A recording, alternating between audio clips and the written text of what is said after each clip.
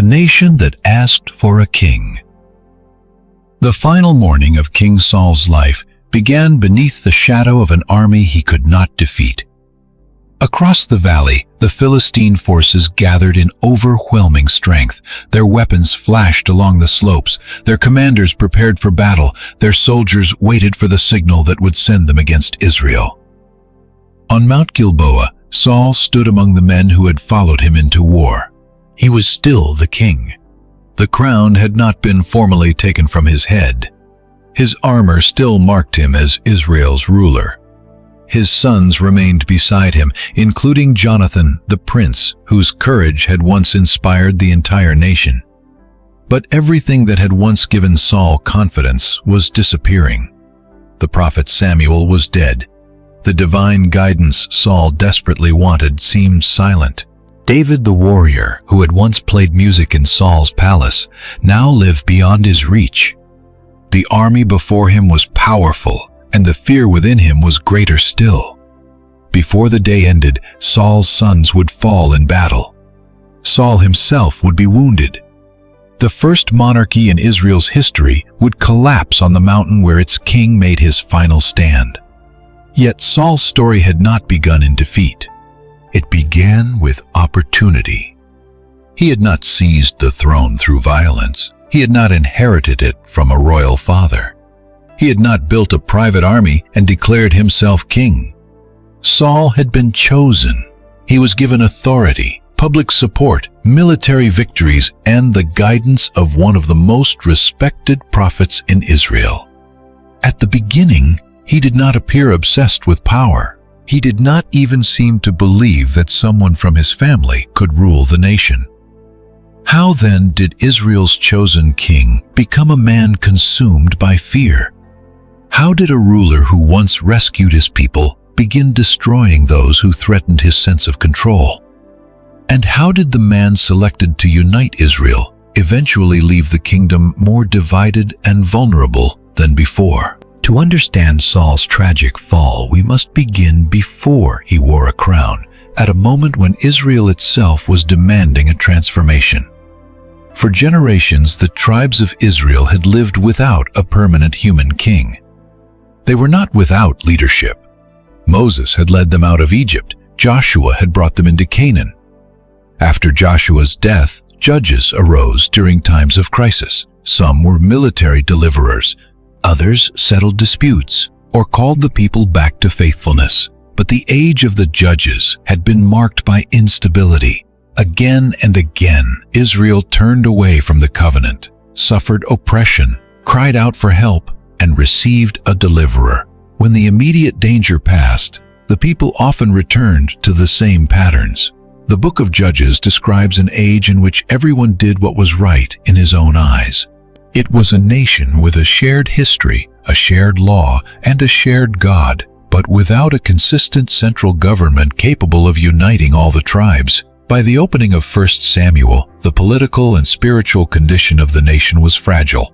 The priesthood had suffered corruption under Eli's sons. The Ark of the Covenant had been captured by the Philistines and later returned. Israel's enemies remained a constant threat.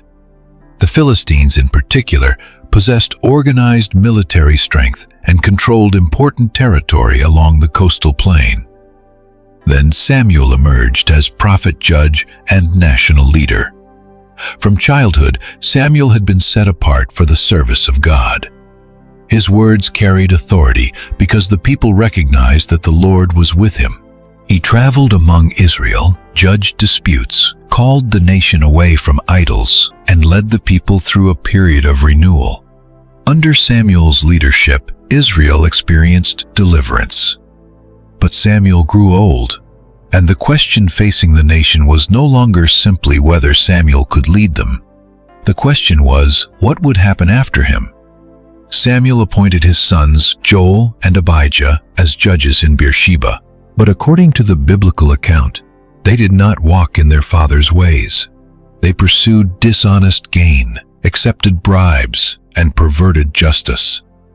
This failure gave Israel's elders a legitimate reason for concern. A system that depended heavily on the character of one leader could become dangerous when that leader's successors were corrupt. The tribes needed stability. They needed justice.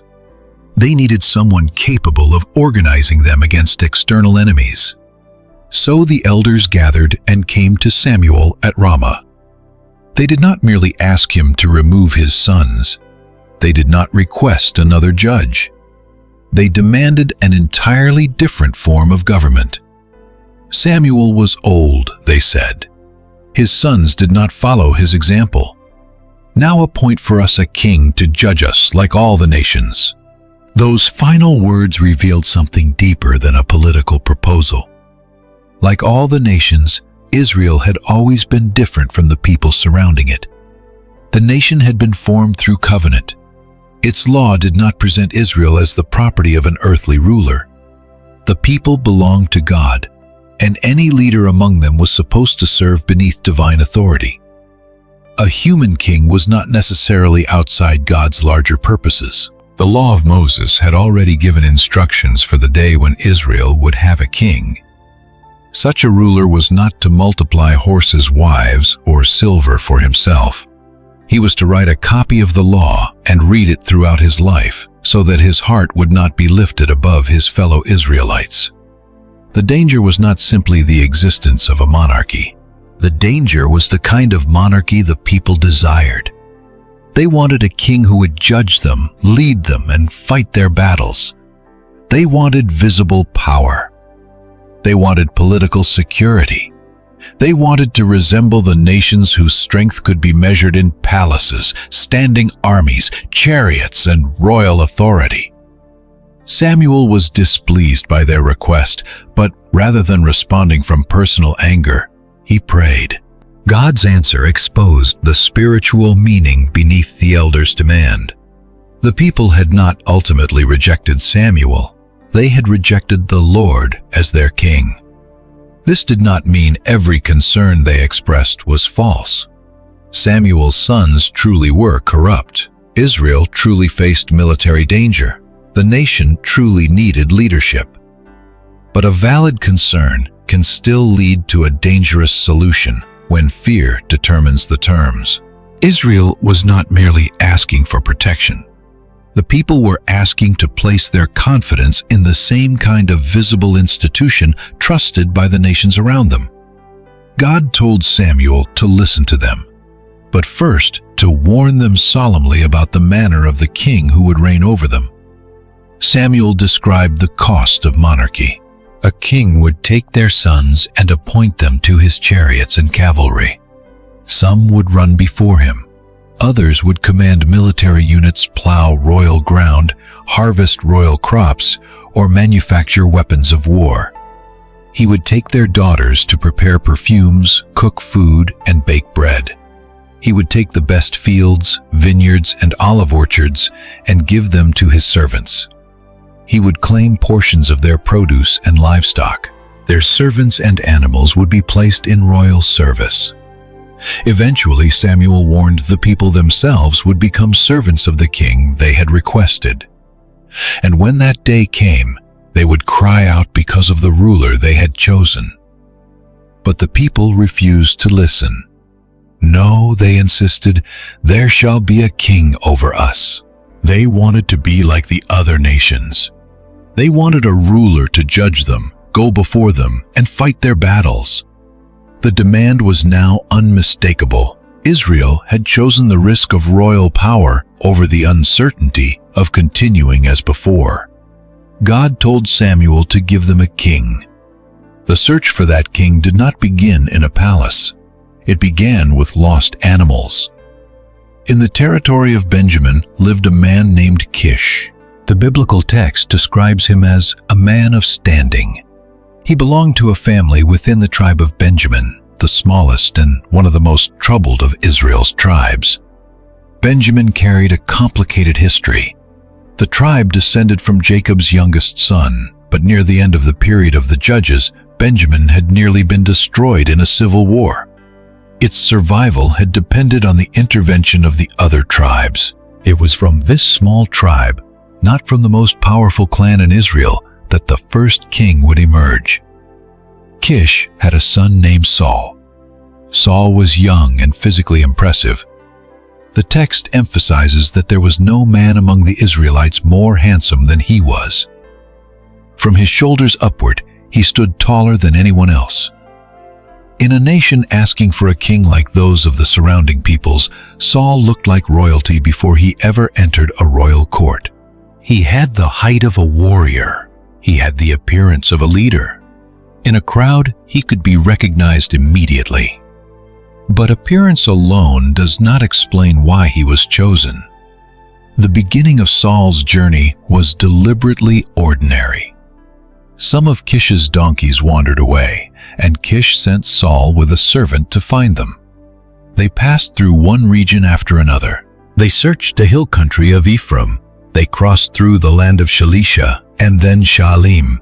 They continued through the territory of Benjamin. The donkeys were nowhere to be found. What began as a family responsibility became a frustrating journey. Saul was not searching for a throne. He was trying to recover his father's property. After days of failure, Saul suggested that they return home. His father might stop worrying about the animals and begin worrying about them. The servant, however, knew that they were near a town where a respected man of God lived. Everything this man said came true, the servant explained. Perhaps he could tell them which way to go. Saul hesitated because they had little left to offer the man. Their bread was gone, and there was no proper gift in their bags. The servant still had a small piece of silver. That was enough. As Saul and the servant climbed toward the town, they met young women coming out to draw water. They asked whether the seer was there. The women told them that he had just arrived. A sacrifice was being held at the high place, and the people would not begin eating until the seer blessed it. The man they were seeking was Samuel. What Saul did not know was that Samuel had already been prepared for his arrival. The day before, God had revealed that a man from the land of Benjamin would come. Samuel was to anoint him as ruler over Israel. The reason given was not that Israel deserved the king it had demanded. The reason was compassion. God had seen the suffering of his people. He had heard their cry under Philistine oppression. Even within Israel's flawed demand, God was preparing a leader who could deliver them. As Saul entered the town, he approached Samuel without recognizing him. "Please tell me," Saul asked, "where is the seer's house?" Samuel answered, "I am the seer." Then he told Saul to go ahead of him to the high place, eat with him that day, and remain until morning. Samuel would reveal what was on Saul's mind and send him on his way. Before Saul could explain his search, Samuel addressed it. The donkeys lost 3 days earlier had already been found. Then Samuel said something Saul could not have expected. Upon whom was all the desire of Israel fixed, if not upon Saul and his father's house? Saul responded with disbelief. Was he not a Benjaminite, from the smallest of Israel's tribes? Was his family not among the least significant within Benjamin? Why would Samuel speak to him in this way? His answer did not sound like the voice of a man who had spent years planning to rule. Saul saw himself as small. Samuel saw the man God had identified. At the sacrificial meal, Samuel placed Saul and his servant in the place of honor among approximately 30 invited guests. He instructed the cook to bring out a special portion that had been set aside in advance. The entire meeting had been prepared before Saul understood why he was there. The lost donkeys had brought him onto a road he would never otherwise have taken. The servant's suggestion had led him toward the town. The small piece of silver had removed his objection. The timing of the sacrifice had brought him directly to Samuel. What appeared to Saul as a failed search had become the path to his calling. After the meal, Saul and Samuel returned from the high place. Samuel spoke with Saul on the roof, though the biblical text does not record the entire conversation. We should not invent the words that Scripture leaves unspoken. But Saul was about to learn that his life could no longer return to what it had been. At dawn, Samuel called to him. Saul rose, and the two men walked toward the edge of the town. Samuel told the servant to pass ahead. Then the prophet asked Saul to remain behind. "Stand here," Samuel said, "that I may make known to you the word of God." On a quiet road outside the town, far from cheering crowds and public ceremony, Samuel took a flask of oil. He poured it over Saul's head. Then he kissed him and declared that the Lord had anointed him ruler over his inheritance. There was no crown. There was no throne. There was no army assembled to swear loyalty. There was only an aging prophet, a young man from Benjamin, and the oil that marked Saul as Israel's chosen ruler. The man who had left home searching for his father's donkeys now carried a calling that would reshape the nation. But being chosen was only the beginning. Before Saul could lead Israel, he would have to believe what had just been spoken over him. He would need confirmation. He would face those who doubted him, and he would have to discover whether the qualities that made him appear kingly were matched by the character required to remain faithful. The oil rested on Saul's head. The throne waited somewhere ahead, and neither Saul nor Israel yet understood the price that crown would demand. The hidden man becomes king. The oil had been poured, the word had been spoken, but Saul still stood on an ordinary road outside an ordinary town, dressed not as a king, but as the son of a man whose lost animals had only recently been found.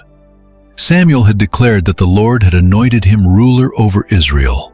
Yet from Saul's perspective, nothing visible had changed. He had no throne, no royal house, and no public recognition. His own family did not know what had happened. So Samuel gave him signs. They were not random wonders designed merely to impress him. Each sign would confirm that the meeting had not been an accident, and that the calling Saul had received came from beyond Samuel's personal judgment. First, Saul would meet two men near Rachel's tomb in the territory of Benjamin. They would tell him that the donkeys had been found and that his father was no longer concerned about the animals. Kish was now anxious about his son. The message would close the chapter Saul thought he had been living. The search was over. His father's property was safe. The ordinary mission that had brought Saul to Samuel no longer required his attention. But another mission had begun. Next, Saul would meet three men traveling toward Bethel to worship God. One would carry 3 young goats. Another would carry 3 loaves of bread. The third would carry a skin of wine. They would greet Saul and give him 2 loaves. The gesture may have appeared simple, but it carried meaning. Men on their way to worship would recognize Saul, honor him, and provide for him without knowing the secret Samuel had just revealed. The future king would receive bread from worshippers before the nation ever brought him tribute. Finally, Saul would come to Gibeah, where a Philistine garrison stood. There he would meet a group of prophets descending from the high place with musical instruments. They would be prophesying, and the Spirit of the Lord would come powerfully upon Saul. He would prophesy with them. Samuel then gave an extraordinary instruction. When these signs meet you, do what your hand finds to do, for God is with you. Saul was not being sent forward in his own strength. The calling came with divine enablement. He would not need to manufacture proof that he had been chosen. God would confirm the word. Then Samuel told Saul to go down before him to Gilgal and wait 7 days until the prophet came to offer sacrifices and show him what to do. This final instruction would later become more important than Saul could have understood. The signs would confirm his calling, but waiting for Samuel would test his obedience. The same man who received divine power would still need to remain under divine authority. Saul turned to leave Samuel. At that moment, the biblical text says that God gave him another heart. The phrase does not mean that Saul instantly became perfect or incapable of failure. It points to a real transformation for the task before him. The young man who had questioned why anyone would speak of his insignificant family in royal terms was being prepared to act in a role larger than anything he had imagined. That day, each sign occurred. The men near Rachel's tomb reported that the donkeys had been found. The worshippers gave Saul bread. The company of prophets met him, and the Spirit of God came powerfully upon him. Saul began to prophesy. Those who had known him before were astonished. "What has happened to the son of Kish?" they asked. "Is Saul also among the prophets?" The question became a proverb. The people saw that something unexpected had taken place. Saul, previously known within the ordinary life of Benjamin, was now participating in prophetic activity. The change was visible, though its full purpose remained hidden. When the prophetic experience ended, Saul went to the high place. Later, he returned home and met his uncle. His uncle asked where he had gone. Saul explained that he and his servant had searched for the donkeys. When they could not find them, they went to Samuel. "What did Samuel tell you?" his uncle asked. Saul answered that Samuel had assured them the animals had been found. But Saul did not reveal the matter of the kingdom. The text does not tell us exactly why. Perhaps Saul was cautious. Perhaps he was overwhelmed. Perhaps he did not yet know how to speak about a calling that had not been announced publicly. Perhaps the humility he had shown before Samuel remained genuine. Whatever his reason, Israel's future king returned home carrying a secret. Samuel did not leave the matter hidden for long. He summoned the people of Israel to the Lord at Mizpah. This was not merely a political gathering. Samuel placed the coming selection of the king within the spiritual history of the nation. He reminded Israel that the Lord had brought them out of Egypt and delivered them from kingdoms and powers that oppressed them. Then Samuel confronted them. The God who had rescued them had been rejected by the people who now demanded a human king. Even as the selection proceeded, the nation was not allowed to forget the tension at the center of the event. The monarchy was being granted, but the motives behind Israel's demand were still being judged. The tribes were brought forward. The tribe of Benjamin was chosen.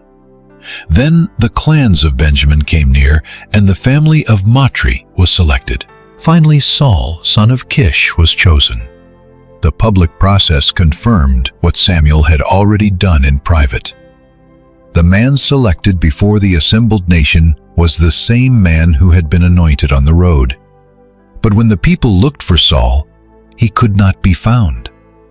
The chosen king was hiding among the baggage. The image is one of the most memorable in Saul's story. The tallest man in Israel had made himself difficult to see. The one selected to stand before the nation had placed himself among the supplies. Was it humility? Was it fear? Was it reluctance?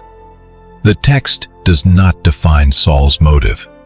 It allows the moment to stand with all its complexity. A man can be physically impressive and internally uncertain. He can be genuinely chosen and still feel unprepared. He can possess the appearance of leadership while shrinking from the moment when leadership becomes public. The people asked whether another man was still to come. The Lord revealed that Saul was hidden among the baggage. They ran and brought him out.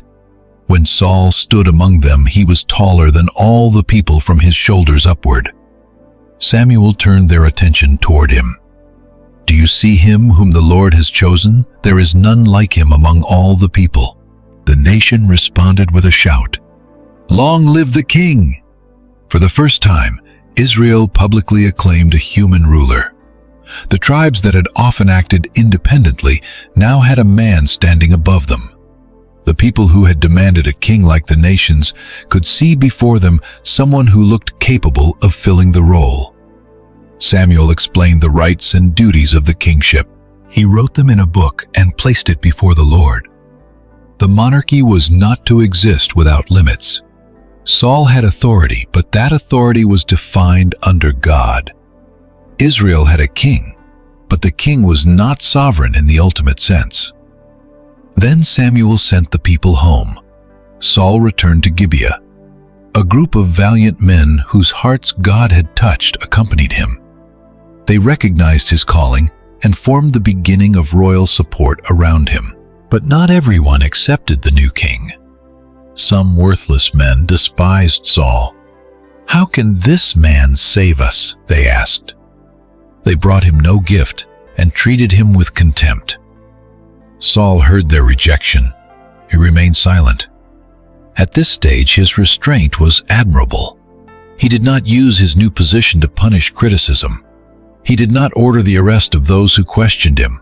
He did not demand immediate honor simply because Samuel had declared him king. The throne had been announced, but the nation was not yet fully united behind him. Saul still had to prove that he could do what Israel wanted its king to do. He had to save them. The opportunity came from east of the Jordan River. Nahash the Ammonite marched against Jabesh-gilead and besieged the city. The people of Jabesh were isolated and vulnerable. Unable to defeat the Ammonites, they offered to make a treaty and serve Nahash. Nahash answered with deliberate cruelty. He would make a treaty only on the condition that every man of Jabesh-gilead have his right eye gouged out. The purpose was not simply military control, it was humiliation. Nahash intended to disgrace all Israel. The loss of the right eye may also have weakened the men's ability to fight effectively, especially when using shields that protected part of the face. But the text emphasizes the shame Nahash wished to bring upon the nation. The elders of Jabesh asked for 7 days. They would send messengers throughout Israel. If no one came to save them, they would surrender. Nahash allowed the request, perhaps confident that Israel was too divided to respond. The messengers reached Gibeah, Saul's home. When they reported the terms of the siege, the people lifted their voices and wept. This was exactly the kind of crisis that had exposed Israel's weakness during the age of the judges. A distant town faced destruction. The tribes might mourn, but would they unite? Would anyone act before the 7 days expired? Saul was returning from the field behind his oxen. The king was still living close to ordinary agricultural life. There was no established palace, no royal court managing the affairs of the nation. He came in from the field and heard the sound of public grief. "What is wrong with the people?" he asked. They told him what the messengers from Jabesh had said. Then the Spirit of God came powerfully upon Saul. His anger burned greatly. This was not yet the suspicious rage that would later turn Saul against David and others within his own kingdom. Here his anger was directed toward the humiliation of Israel and the suffering of people under threat. Saul took a pair of oxen, cut them into pieces, and sent the pieces throughout the territory of Israel by messengers. The message was severe. Whoever did not come out after Saul and Samuel would have the same done to his oxen. The fear of the Lord fell upon the people, and they came out as one man. For a nation accustomed to tribal division, the response was remarkable. Saul gathered the forces at Bezek. Hundreds of thousands assembled from Israel and Judah, though Judah had not yet become a separate kingdom. The text distinguishes their numbers, perhaps reflecting the size of the contingents, or later political awareness, but at this moment they marched under one command. Saul sent word back to Jabesh-gilead, "Tomorrow, by the time the sun is hot, you shall have salvation." The messengers returned. The people of Jabesh rejoiced. Then they sent a carefully worded message to Nahash. "Tomorrow we will give ourselves up to you, and you may do to us whatever seems good to you." Nahash heard surrender, but the words concealed the coming rescue. The next day Saul divided his men into 3 companies. During the morning watch before the heat of the day, they entered the Ammonite camp. The attack came from multiple directions. The Ammonites were struck down until midday. Those who survived were scattered so completely that no 2 of them remained together. The threatened city was delivered. Nahash's plan to disgrace Israel became the event that united Israel under its new king. Saul had done what the doubters said he could not do. He had saved them. After the victory, some among the people remembered those who had rejected Saul. Who was it that said, "Shall Saul reign over us? Bring the men that we may put them to death." Success often creates a dangerous moment for a new ruler. Saul now had military glory, public support, and an opportunity to eliminate his opponents under the appearance of national loyalty. He refused. "Not a man shall be put to death this day," Saul declared, "for today the Lord has worked salvation in Israel." The victory was not claimed as proof of Saul's personal greatness. He attributed the deliverance to the Lord. The restraint Saul had shown toward the doubters before the battle remained after his triumph. He did not use the celebration to settle personal scores. This was Saul at his best. He was courageous when danger came. He was decisive when the nation hesitated. He inspired unity, led with military skill, and showed mercy after victory. The qualities of a strong king were visible. Samuel then called the people to Gilgal. "Come," he said, "let us go to Gilgal and there renew the kingdom." The monarchy had been announced at Mizpah, but at Gilgal it would be confirmed in the light of Saul's proven leadership. The people gathered and made Saul king before the Lord. They offered peace offerings, and Saul and all the men of Israel rejoiced greatly. The man who once hid among the baggage was now publicly celebrated. The critics had been silenced not by force, but by deliverance. The tribes had marched together. Jabesh-gilead had been saved. A king stood at the center of the nation, and for the moment, the future looked full of promise. Samuel, however, knew that victory could not settle the deeper question. Israel had received its king, but would king and people remain faithful? Standing before the nation, Samuel invited anyone to testify against him. Had he taken anyone's ox? Had he taken anyone's donkey? Had he defrauded or oppressed anyone? Had he accepted a bribe? The people answered that he had not. Samuel's record of leadership stood in contrast to the royal abuses he had warned about. He had governed without using his office for personal gain. Then he reviewed Israel's history. The Lord had raised Moses and Aaron. He had brought Israel out of Egypt. When the people forgot him, they fell into the hands of enemies. When they confessed and cried out, he sent deliverers. Again and again, salvation had come from God.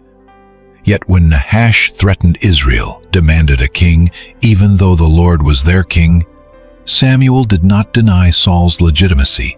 He pointed directly to him. "Here is the king whom you have chosen, for whom you have asked." Then came the condition that would determine the future. If Israel feared the Lord, served him, obeyed his voice, and did not rebel against his command, both the people and the king would continue following him. But if they refused to obey, the hand of the Lord would be against them. The monarchy had not replaced the covenant. A crown could not protect Saul from the consequences of disobedience. Military success could not free him from the authority of God's word. Popular support could not turn a wrong decision into a right one. To demonstrate the seriousness of the warning, Samuel called upon the Lord. It was the season of wheat harvest, a time when thunder and rain were unusual. Thunder sounded, rain fell. The people recognized that the storm was not ordinary. They became greatly afraid of the Lord and of Samuel. They confessed that they had added to their sins by asking for a king. "Pray for your servants," they pleaded, "that we may not die." Samuel answered with both warning and mercy. They had done evil, but they were not to turn aside from following the Lord. They were to serve him with all their hearts and reject empty things that could neither profit nor deliver. For his great name's sake, Samuel said the Lord would not abandon his people, and Samuel himself would not stop praying for them. He would continue to instruct them in the good and right way, The people had received what they requested. Saul had received what he had never expected, but neither was free to define the future on their own terms. Samuel ended with a final warning. If king and people persisted in doing evil, both they and their king would be swept away. For now the nation celebrated. Saul had risen from obscurity to kingship. He had received divine signs, prophetic confirmation, and the power to lead. He had faced a foreign enemy and won. He had shown mercy to those who despised him. He had united the tribes and rescued a city under threat. There was every reason to hope. Yet hidden within Saul's first days as king was the standard that would govern everything that followed. He had been chosen to lead, but he had not been chosen to rule without restraint. The question was no longer whether Saul looked like a king or whether he could win a battle. The question was whether he could wait, listen, and obey when fear began pulling the nation away from him. That test was approaching, and it would begin at the same place where the kingdom had just been renewed: Gilgal. The first cracks in the crown, Gilgal had been the place where Saul's kingdom was renewed. There, after the rescue of Jabesh-gilead, Israel celebrated its first king. Sacrifices were offered. The people rejoiced. Samuel reminded both king and nation that obedience, not military power, popularity, or royal authority, would determine their future. Now Saul would return to Gilgal under very different circumstances.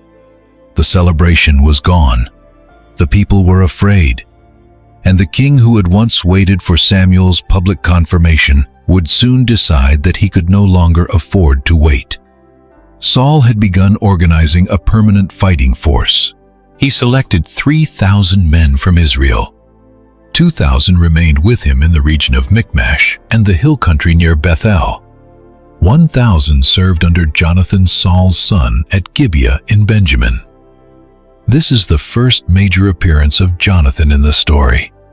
The biblical text does not describe his childhood or explain how he had been trained. He enters the narrative already acting with the courage of a warrior. Jonathan attacked a Philistine outpost at Gibeah. The strike was bold, but it immediately escalated the conflict. The Philistines were not a small local threat. They were Israel's strongest military rival during this period.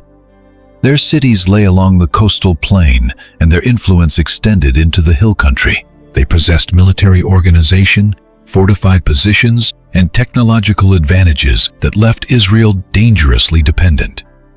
Saul ordered the trumpet to be blown throughout the land. "Let the Hebrews hear." The message spread that Saul had attacked the Philistine garrison and that Israel had become offensive to the Philistines. Although Jonathan had led the attack, the victory was associated publicly with Saul's reign. This was natural in a monarchy, where the actions of a prince and army belonged to the king's larger campaign. But it also introduces a pattern that would become increasingly significant. Jonathan acted, Saul received the national attention. For the moment, there was no visible conflict between father and son. Jonathan served loyally. Saul gathered the people. Israel prepared for war. The Philistines responded with overwhelming force. Their chariots, cavalry, and soldiers gathered in numbers that seemed as impossible to count as the sand on the seashore. They encamped at Michmash, east of Beth-aven, occupying a position that threatened the heart of Israel's territory. When the Israelites saw the danger, their confidence collapsed. Men hid in caves, thickets, rocks, tombs, and pits. Some crossed the Jordan into the territories of Gad and Gilead. Those who remained with Saul followed him trembling. The nation that had asked for a king to lead its battles now watched the enemy gather in terrifying strength. Saul moved to Gilgal. Samuel had previously instructed him to wait 7 days until the prophet arrived to offer sacrifices and reveal what Saul should do. So Saul waited. 1 day passed, then another. The Philistines remained ready for war. Saul's soldiers watched the enemy and saw no immediate sign of rescue. Each passing hour increased the pressure. Men began slipping away. The army was not simply becoming impatient, it was disintegrating. Saul could see his military strength disappearing before the battle had begun. The appointed seventh day arrived, but Samuel had not yet appeared. The text creates a moment of intense tension. Saul had a command. He also had a crisis. His soldiers were scattering. The enemy was positioned nearby. Every visible fact seemed to say that waiting was dangerous. Saul gave the order, "Bring the burnt offering here to me and the peace offerings." Then he offered the burnt offering. The problem was not merely that Saul performed a religious ceremony. The deeper issue was that he acted against the instruction he had received. He took control of the moment because obedience appeared too costly. As soon as Saul finished presenting the offering, Samuel arrived. The timing exposed the decision. Had Saul waited only a little longer, the prophet would have come.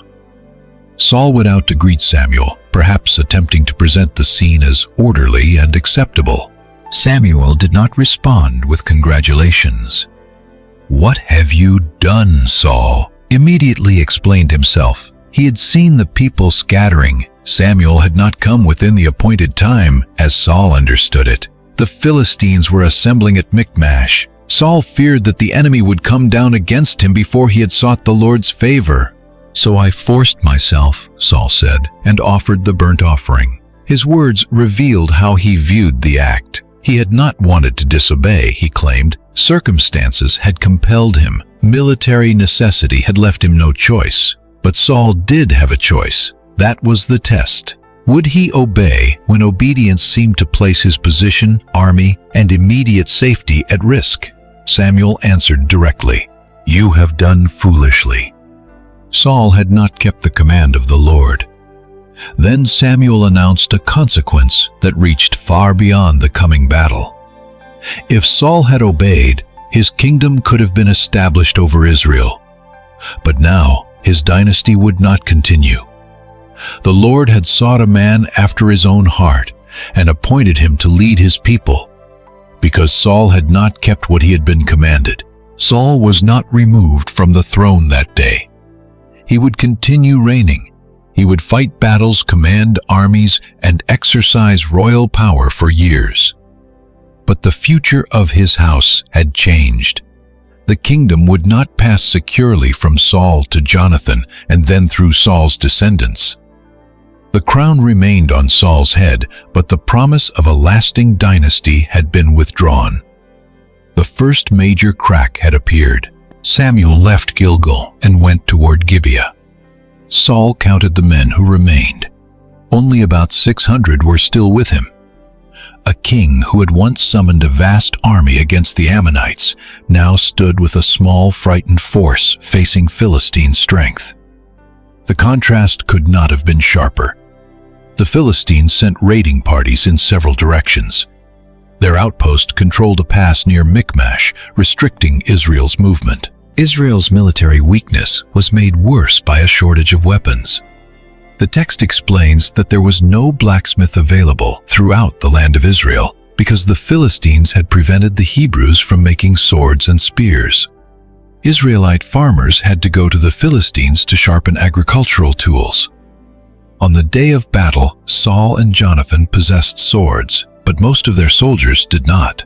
The nation had a king, but it did not yet have the military resources of the surrounding kingdoms it hoped to resemble. Humanly speaking, Israel's position appeared hopeless. Then Jonathan acted. Without telling Saul, Jonathan said to the young man carrying his armor, "Come, let us go over to the Philistine outpost on the other side." Saul was staying near the outskirts of Gibeah, beneath a pomegranate tree surrounded by approximately 600 men. A priest wearing the ephod was with him, but no one knew Jonathan had left. Jonathan and his armor-bearer approached a narrow pass marked by steep, rocky cliffs. To reach the Philistine position, they would have to expose themselves and climb upward. Jonathan understood the danger. But his confidence did not rest on the size of Israel's army. "Come," he told his armor-bearer, "let us cross over to the outpost of these uncircumcised men. Perhaps the Lord will act for us. Nothing can hinder the Lord from saving, whether by many or by few." This was not reckless certainty that God was required to give them victory. Jonathan said, "Perhaps." He did not claim to know the outcome in advance, but he knew that Israel's weakness did not limit God's power. His armor-bearer answered with complete loyalty, "Do all that is in your heart. Go ahead. I am with you heart and soul." Jonathan proposed a sign. They would reveal themselves to the Philistines. If the enemy told them to wait while soldiers came down, they would remain where they were. But if the Philistines challenged them to climb up, Jonathan would take it as confirmation that the Lord had given the outpost into their hands. The two men showed themselves. The Philistines saw them and mocked. "Look," they said, "the Hebrews are coming out of the holes where they have hidden." Then they called to Jonathan and his armor-bearer, "Come up to us, and we will teach you a lesson." Jonathan turned to his companion, "Climb up after me, for the Lord has given them into the hand of Israel." The two men climbed, using their hands and feet. They were ascending toward armed soldiers who held the higher ground. They had no large force behind them and no easy path of retreat. Yet, when Jonathan reached the outpost, the Philistines fell before him. His armor-bearer followed, striking those Jonathan engaged. In their first attack, the two men killed roughly 20 soldiers within a relatively small area. Then, panic spread. The fear did not remain inside one outpost. It moved through the camp, the field, the raiding parties, and the entire Philistine force. The ground shook. The biblical narrative describes it as a panic sent by God. Saul's watchman at Gibeah looked toward the Philistine army and saw the multitude melting away in confusion. Saul ordered the men around him to be counted. Jonathan and his armor-bearer were missing. Saul called for the ark, or, according to some manuscript traditions, sought priestly guidance through the ephod as the noise in the Philistine camp continued increasing. But before the consultation was completed, Saul told the priest to withdraw his hand. The moment seemed too urgent to delay. Saul and his men entered the battle. They found the Philistines turning their swords against one another in total confusion. Hebrews who had previously served among the Philistines changed sides and joined Saul and Jonathan. Israelites hiding in the hill country heard that the enemy was fleeing and came out to pursue them. The battle expanded. The Lord delivered Israel that day. But even in victory, Saul introduced a new danger. He placed the army under an oath. "Cursed be the man who eats food before evening, before I have avenged myself on my enemies." The words centered the battle around Saul's personal vengeance. He did not say, "Until the Lord has completed the deliverance." He said, in effect, "Until he had avenged himself." The oath forced the soldiers to fight without food. No one tasted anything because they feared the curse. As the army moved through a wooded area, honey lay on the ground. The men saw it flowing, but no one reached out to eat. Jonathan had not heard his father's command. He extended the end of his staff, dipped it into the honey, and ate. His eyes brightened. One of the soldiers warned him that Saul had bound the people under a curse. Jonathan immediately recognized the damage. "My father has troubled the land," he said. "See how my eyes have brightened because I tasted a little of this honey?" If the soldiers had been allowed to eat freely from the enemy's provisions, Jonathan argued, the victory could have been greater. The men had fought from Michmash through a wide stretch of territory. By evening, they were exhausted. When the restrictions of the oath ended, hunger overwhelmed discipline. The soldiers rushed upon the captured sheep, cattle, and calves. They slaughtered them on the ground and ate meat with the blood still in it. This violated the law given to Israel. Saul was told that the people were sinning against the Lord by eating blood. He called them treacherous and ordered a large stone to be rolled into place. Each man was to bring his animal there and slaughter it properly, rather than eating meat with the blood. Saul then built an altar to the Lord. The text notes that this was the first altar he built. The act helped correct the immediate disorder, but the disorder had grown out of the unnecessary oath Saul himself had imposed. His command had weakened the army, and the weakened army had become vulnerable to temptation. Leadership does not end with giving orders. A leader also bears responsibility for the pressures those orders create. Saul wanted to continue pursuing the Philistines through the night. He proposed plundering them until morning and destroying them completely. The soldiers agreed. The priest, however, said, "Let us draw near to God here." Saul asked whether he should pursue the Philistines and whether God would give them into Israel's hand. No answer came that day. Saul assumed that sin within the camp had blocked the response. He gathered the leaders and declared that the offense must be identified. Even if the guilt rested on Jonathan, Saul's own son, the offender would surely die. No one answered.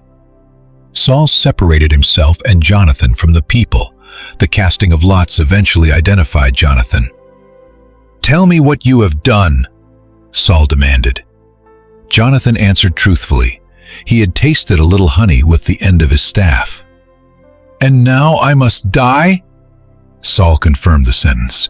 "May God deal with me, be it ever so severely, if you do not die, Jonathan." The king, who had shown mercy to his political critics after Jabesh-gilead, now prepared to kill the son whose faith had initiated Israel's deliverance.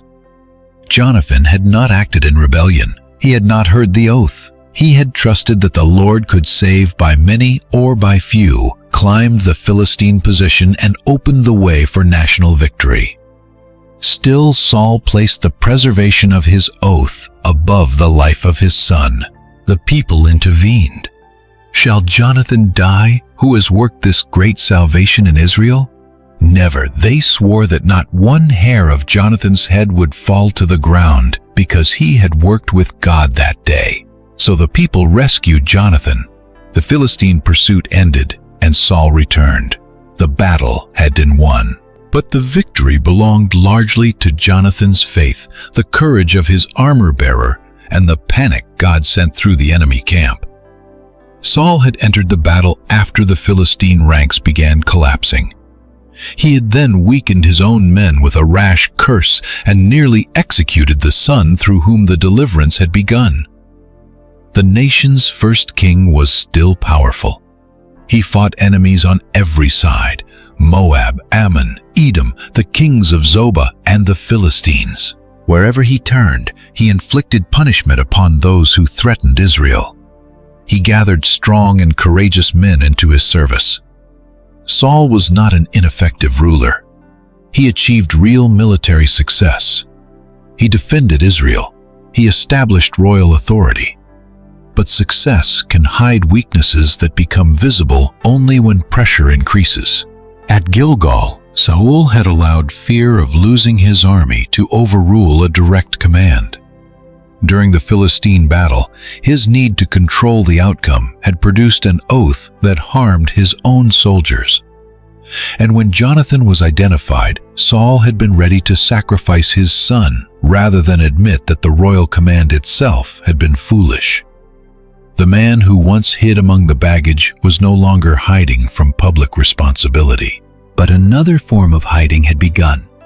Saul was learning to explain disobedience as necessity. He was learning to defend his decisions after their consequences became clear. He was learning to protect the authority of the king even when the king was wrong. The kingdom had not yet fallen. The crown still looked secure. But soon Samuel would bring Saul a command that left little room for misunderstanding.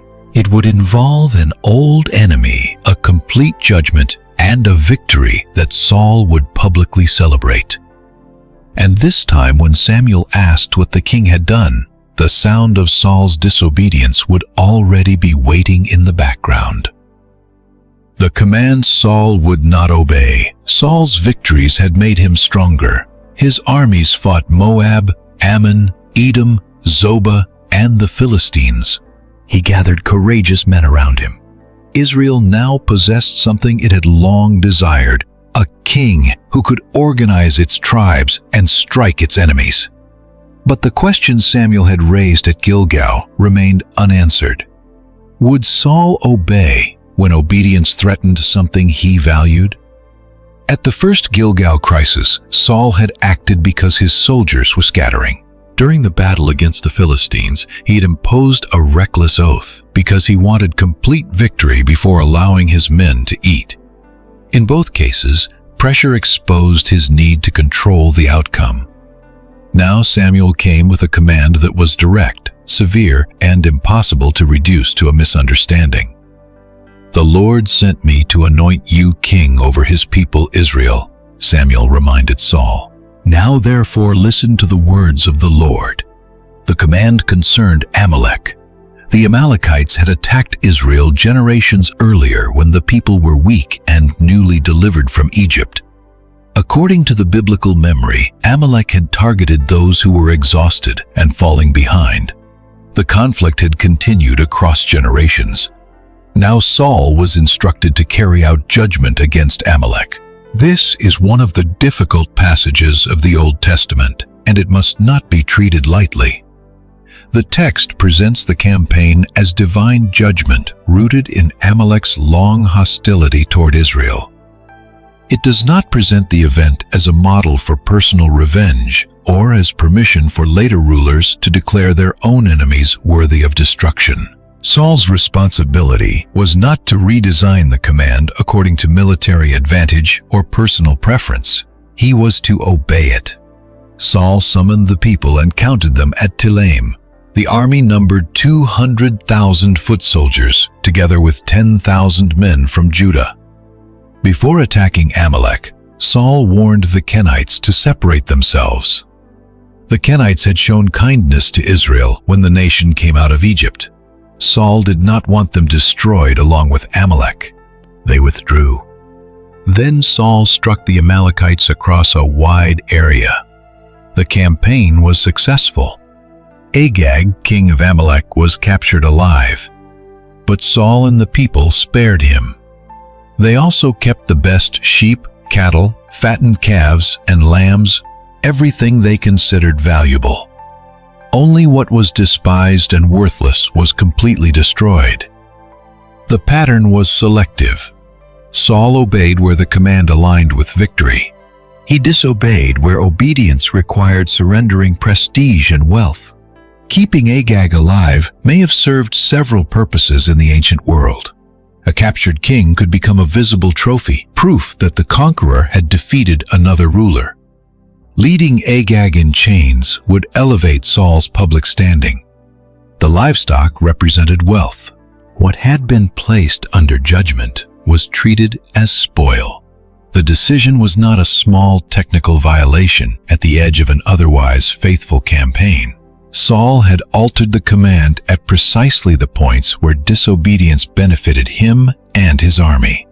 Then the word of the Lord came to Samuel. "I regret that I have made Saul king, for he has turned back from following me and has not performed my commandments." Samuel was deeply distressed. He cried out to the Lord through the night. The prophet who had anointed Saul did not receive the news with satisfaction. He had warned Saul, confronted Saul, and announced the end of Saul's dynasty. Yet Samuel continued to grieve for the man he had helped establish as king. The language of divine regret in this chapter creates a serious theological tension. Later in the same passage, Samuel would declare that God does not lie or change his mind like a human being. Yet the text also says that the Lord regretted making Saul king. The point is not that God suddenly discovered information he had never known. The language expresses a real change in the relationship. Saul's disobedience brought real grief and real judgment. God's faithfulness had not changed. Saul's response to his calling had. Early the next morning, Samuel went to meet him. He learned that Saul had traveled to Carmel, where he had set up a monument for himself, and then continued to Gilgal. The detail is revealing. After a victory that was supposed to execute divine judgment, Saul created a memorial associated with his own achievement. The king who once hid among the baggage now erected a public marker to his success. When Samuel reached Saul, the king greeted him confidently. "Blessed be you to the Lord. I have performed the commandment of the Lord." Saul did not begin by admitting partial obedience. He announced complete faithfulness. Samuel answered with a question. "What then is this bleating of the sheep in my ears, and the lowing of the cattle that I hear?" The evidence of disobedience required no investigation. It could be heard. Animals that should not have been brought back from the campaign were standing near the king while he claimed to have fulfilled the command. Saul shifted responsibility. "The people spared the best of the sheep and cattle," he said, "to sacrifice to the Lord your God, but the rest we have completely destroyed." The explanation sounded religious. The animals had supposedly been preserved for worship. Yet Saul's wording created distance. The people had done it, and they intended the animals for the Lord your God. The command had been given to Saul, but the decision was assigned to the people. The disobedience was reframed as devotion. Samuel stopped him. "Enough." Then the prophet reminded Saul of who he had been when the calling first came. "Though you are little in your own eyes, are you not the head of the tribes of Israel?" Saul had once emphasized the smallness of Benjamin and the insignificance of his family. When chosen publicly, he had hidden among the baggage. That humility or uncertainty had made his rise appear remarkable. But the man who once considered himself small had now set up a monument to himself. Samuel continued, "The Lord had anointed Saul king and sent him on a mission. The instructions had not been unclear. Why then had Saul not obeyed? Why had he rushed upon the spoil and done what was evil?" Saul continued to defend himself. "I have obeyed the voice of the Lord." He insisted that he had gone on the mission, brought back Agag, and destroyed the Amalekites. Then he again blamed the soldiers. The people had taken sheep and cattle, the best of what had been devoted to destruction, to sacrifice at Gilgal. Saul's account divided obedience into portions. He had marched, he had fought, he had defeated Amalek, he had destroyed much of what was there. Surely he seemed to argue the overall success should outweigh the details he had changed.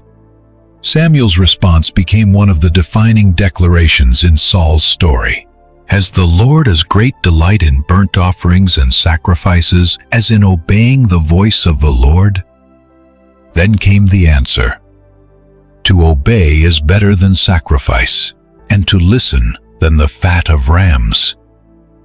The issue was not that sacrifice had no place in Israel's worship. Sacrifice had been commanded within the covenant, but worship could not be used to excuse rebellion. An offering made from what had been preserved through disobedience did not transform the disobedience into faithfulness.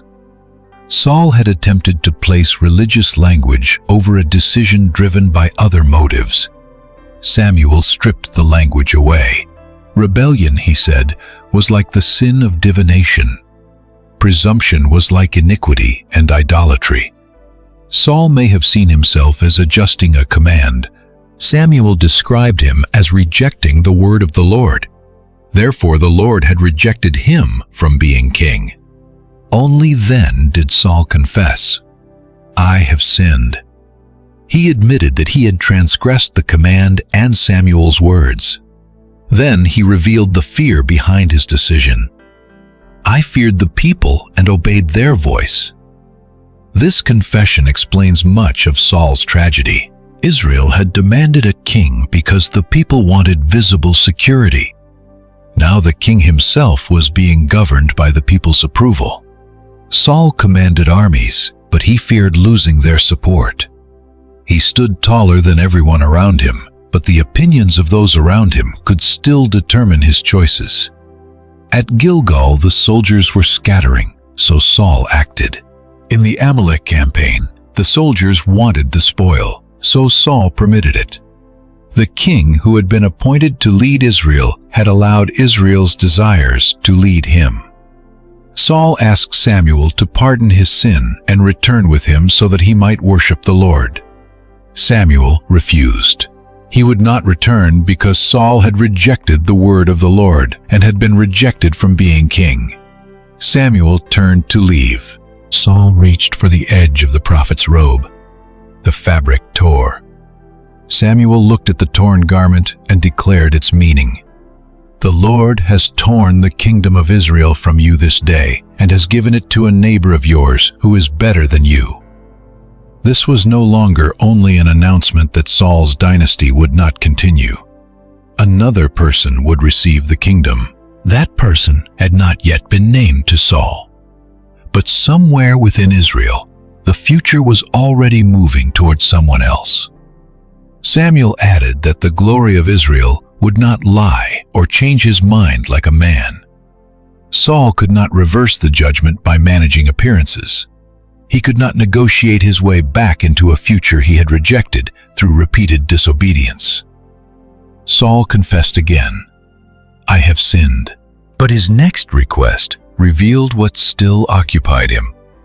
"Honor me now before the elders of my people and before Israel, and return with me, that I may bow before the Lord your God."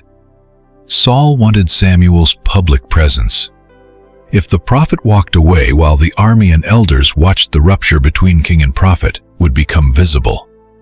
Saul's authority could be weakened. He had lost the promise of a lasting kingdom, yet he remained concerned about honor before the people. Samuel returned with him, and Saul bowed before the Lord. Samuel's return did not cancel the judgment. It allowed the public act of worship to proceed, but the relationship between prophet and king had been broken. Then Samuel ordered Agag to be brought before him. Agag approached, believing or hoping that the immediate danger of death had passed.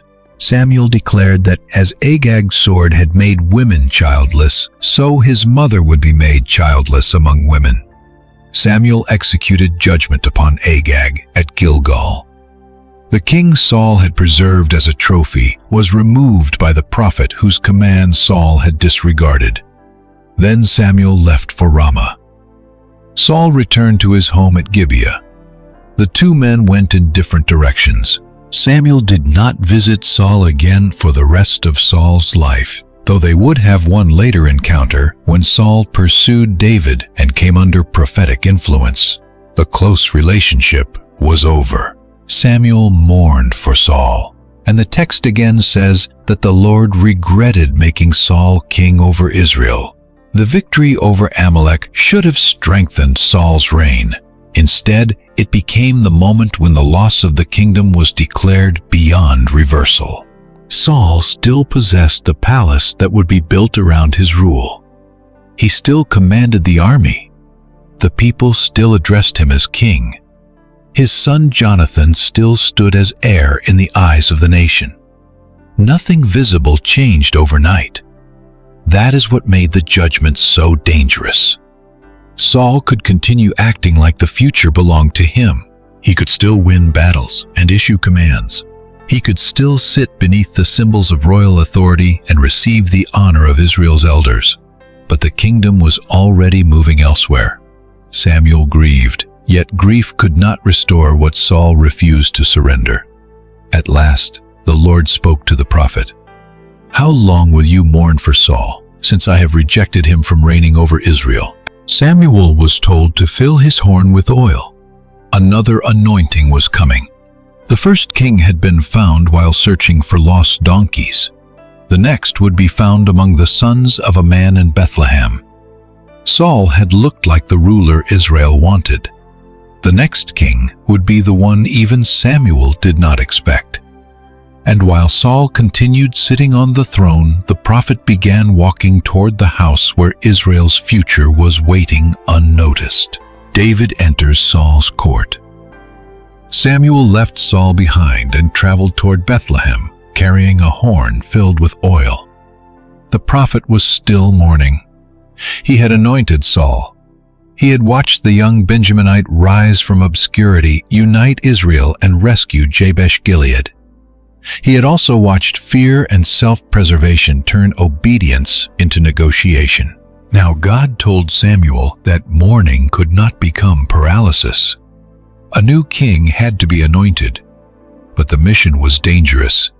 Samuel knew that if Saul heard he was preparing another ruler, the king might kill him. Saul still occupied the throne. He still commanded Israel's soldiers. The judgment against his house had been announced, but no public transfer of power had occurred.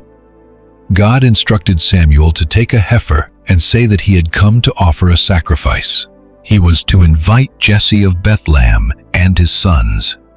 There, God would show him whom to anoint. When Samuel entered Bethlehem, the elders of the town trembled. "Do you come in peace?" The fear surrounding Samuel revealed the seriousness of his presence. A prophet arriving unexpectedly could carry blessing, warning, or judgment. Samuel assured them that he had come peacefully to sacrifice to the Lord. He instructed the people to consecrate themselves and invited Jesse and his sons. Jesse presented his family before the prophet. When Samuel saw Eliab, the eldest son, he was impressed. Eliab appeared strong and commanding. Samuel thought that surely the Lord's anointed stood before him.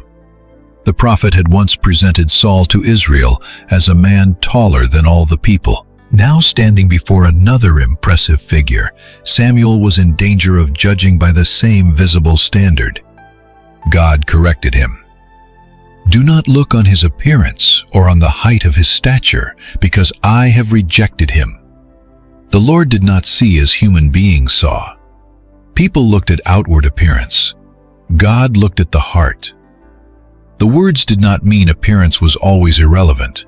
Saul's height had been part of how he was introduced, and David himself would later be described as physically attractive. But visible qualities could not reveal whether a person would remain faithful under pressure. One by one, Jesse's sons passed before Samuel. Abinadab was not chosen. Shammah was not chosen. 7 sons appeared. Each time the answer was the same. The Lord had not selected them. Samuel asked Jesse whether all his sons were present. "There remains yet the youngest," Jesse answered. "But behold, he is keeping the sheep." The youngest had not even been summoned to the sacrifice. While his brothers stood before Israel's prophet, David remained in the fields caring for the flock. Samuel told Jesse to send for him. They would not sit down until he arrived. David came in from the pastures. He was described as healthy in appearance, with beautiful eyes and a pleasing form. But the decisive word did not come from Samuel's observation. The Lord said, "Arise, anoint him, for this is he." Samuel took the horn of oil and anointed David in the presence of his brothers. The Spirit of the Lord came powerfully upon David from that day forward. Then Samuel returned to Ramah. There was no public proclamation. David did not immediately march to Gibeah and claim the throne. He returned to his ordinary responsibilities. Saul remained king.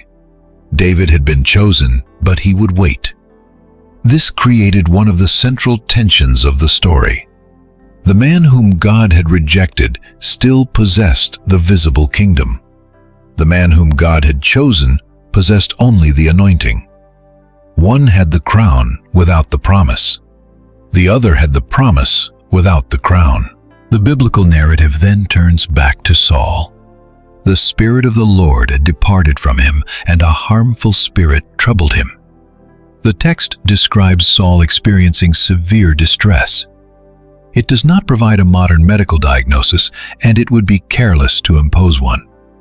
The narrator presents Saul's suffering primarily in spiritual terms, connected with his rejection as king. His servants observed the change. They suggested finding a skilled musician who could play the lyre when the troubling spirit came upon Saul. The music might bring him relief. Saul approved. "Provide for me a man who can play well and bring him to me." One of the servants knew such a man. He described a son of Jesse the Bethlehemite who played skillfully. He was also a brave man, a warrior careful in speech and attractive in appearance. Most importantly, the servant said the Lord was with him. Saul sent messengers to Jesse. "Send me David your son, who is with the sheep." The future king was summoned into the court of the king he would eventually replace. Jesse sent David with bread, wine, and a young goat. David entered Saul's service. Saul loved him greatly, and David became one of his armor-bearers. Saul asked Jesse to allow David to remain in royal service because the young man had found favor in his sight. Whenever the harmful spirit troubled Saul, David took the lyre and played. The music brought relief. Saul felt better, and the distress withdrew. At first, David was not Saul's enemy. He was the young musician whose presence calmed the king. He stood close enough to observe the palace, the army, and the burdens of royal leadership. He learned about power not from a distance, but from inside the court of Israel's first king. Saul, meanwhile, received comfort from the very person who had been anointed to succeed him. The irony was hidden from both men. David's hands played music for Saul long before those same hands carried Israel's royal authority. Soon, however, the conflict with the Philistines intensified. Their armies gathered at Soko in Judah and camped between Soko and Azekah. Saul and the men of Israel assembled in the valley of Elah. The two forces occupied opposing hills, with the valley between them. Then a champion emerged from the Philistine camp. His name was Goliath from Gath. The biblical text describes him as an enormous and heavily armed warrior. His bronze helmet, scale armor, leg protection, javelin, and spear created the image of a man equipped not merely for battle, but for intimidation. A shield-bearer walked ahead of him. Goliath stood and shouted toward the ranks of Israel. Why had they come out to form battle lines? He proposed single combat. Israel was to choose one man to fight him. If the Israelite killed Goliath, the Philistines would become Israel's servants. If Goliath won, Israel would serve the Philistines. Then he openly defied the army of Israel. "Give me a man that we may fight together." Saul and all Israel heard the challenge. They were dismayed and greatly afraid. The contrast with Saul's introduction was impossible to miss. Saul had been taller than everyone in Israel. He had looked like the nation's natural champion. The people had wanted a king who would go before them and fight their battles. Now a giant stood in the valley, and the king remained among the frightened ranks. For 40 days Goliath came forward morning and evening. His challenge became part of Israel's daily life. Every sunrise brought the same humiliation. Every evening ended without an answer. David was moving between Saul's service and his father's flock in Bethlehem. 3 of his older brothers had followed Saul to war. Jesse sent David to the camp with roasted grain and bread for his brothers, together with cheese for their commander. He was to learn how his brothers were doing and bring back some sign that they were safe. Once again, David approached a turning point while carrying out an ordinary family task. Saul had met Samuel while searching for donkeys. David entered the valley of Elah while delivering food. David arrived as the army was going out to its battle positions, shouting the war cry. He left the supplies with the keeper of the baggage and ran to greet his brothers. While he spoke with them, Goliath came out. David heard the challenge. The Israelite soldiers fled from the Philistine in fear. They explained that Saul had promised great wealth to the man who killed Goliath. The victor would receive the king's daughter in marriage, and his father's house would be freed from certain obligations in Israel. David asked what would be done for the man who removed this disgrace, but his focus went beyond the reward. "Who is this uncircumcised Philistine," David asked, "that he should defy the armies of the living God?" his eldest brother Eliab became angry. He accused David of pride and claimed that David had come merely to watch the battle. David did not allow the accusation to silence him. His words spread through the camp and eventually reached Saul. The king sent for him. David stood before the man who had once inspired Israel's military courage. "Let no man's heart fail because of him," David said. "Your servant will go and fight with this Philistine." Saul looked at the young man and rejected the idea. David was not able to fight Goliath. David was young, while the Philistine had been a warrior from his youth. David answered by describing what had happened while he guarded his father's sheep. When a lion or bear took an animal from the flock, David pursued it. He struck the predator and rescued the sheep. If the animal turned against him, he seized it and killed it. The Lord, who had delivered him from the lion and the bear, would deliver him from the Philistine. David did not describe past success as proof of personal invincibility. He interpreted it as evidence of divine faithfulness. Saul finally agreed. "Go, and the Lord be with you." The king dressed David in his own armor. He placed a bronze helmet on his head and fitted him with a coat of armor. David fastened Saul's sword over the equipment and tried to move, but he was not accustomed to it. "I cannot go with these," David said. He removed the armor. The scene carries symbolic weight, even if we avoid forcing every detail into allegory. David could not defeat Goliath by becoming a smaller version of Saul. He would enter the valley using the tools he had learned to trust. David took his staff, selected 5 smooth stones from the stream, and placed them in his shepherd's bag. With his sling in hand, he approached the Philistine. Goliath moved toward him, his shield-bearer in front. When he saw David, he despised him. "Am I a dog that you come to me with sticks?" The Philistine cursed David by his gods and threatened to give his body to birds and wild animals.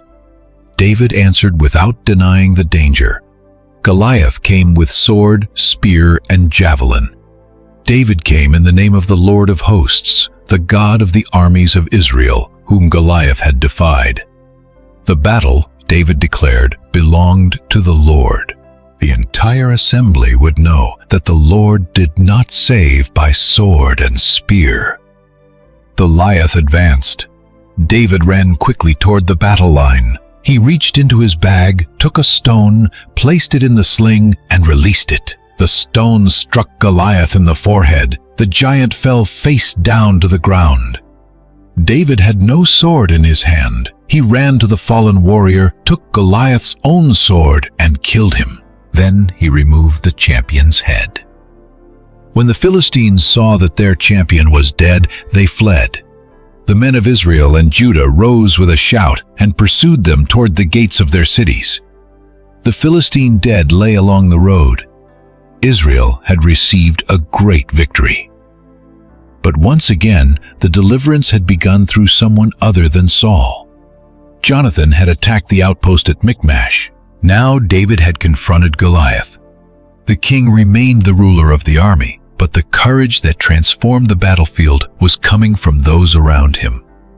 The biblical narrative contains some compressed or overlapping details concerning David's introduction to Saul and Saul's later question about David's family.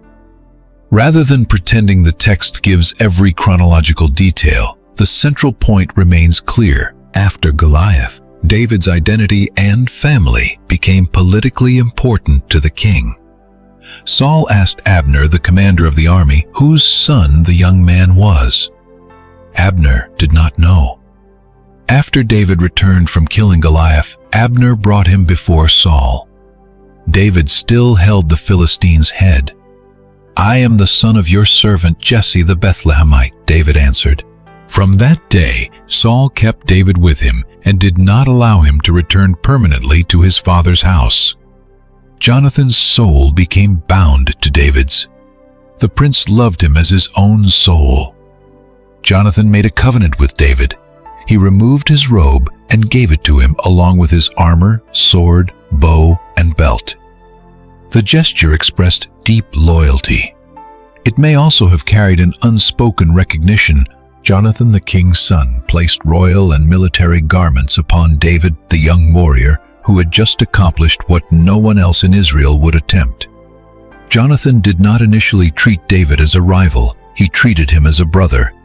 Saul sent David on military missions, and David succeeded wherever he went. The king placed him over men of war, and the appointment pleased both the people and Saul's servants. David's rise was rapid. He had entered the court as a musician. Now he was becoming a national hero and military commander. The turning point came when the army returned from battle. Women came from towns throughout Israel singing and dancing to celebrate Saul. They played tambourines and instruments of joy. Their song compared the victories of the king and his young warrior. Saul has struck down his thousands and David his 10,000s. The song did not erase Saul's achievements. It still credited him with thousands, but Saul heard only the comparison. He became angry. "They have ascribed to David 10,000s, he said, "and to me they have ascribed thousands. What more can he have but the kingdom?" From that day forward, Saul watched David. The future Samuel had announced now seemed to have a face. Saul did not know that David had already been anointed, but he saw the affection of the people. He saw military success. He saw Jonathan's loyalty. He saw a young man whose victories were becoming greater than his own. Fear joined jealousy. The following day, the harmful spirit troubled Saul, and he raved inside the house. David played the lyre as he had done before. Saul held a spear. He hurled it, intending to pin David to the wall. David escaped. The music that once calmed Saul could no longer restrain the king's fear. Saul was afraid of David because the Lord was with David but had departed from Saul. So Saul removed David from his immediate presence and appointed him commander over 1,000 men. The decision may have served two purposes. It moved David away from the palace. It also exposed him to the dangers of war. But David continued succeeding. He went out and came in before the people, and all Israel and Judah loved him. The more David prospered, the more Saul feared him. Saul then tried to use marriage as a weapon. He offered his elder daughter Merab to David, asking David to fight the Lord's battles valiantly. But inwardly Saul thought, "Let not my hand be against him, but let the hand of the Philistines be against him." David responded with humility. He did not consider himself worthy to become the king's son-in-law. When the time came, Merab was given to another man. Then Michal, Saul's daughter, loved David. When Saul heard this, he saw another opportunity.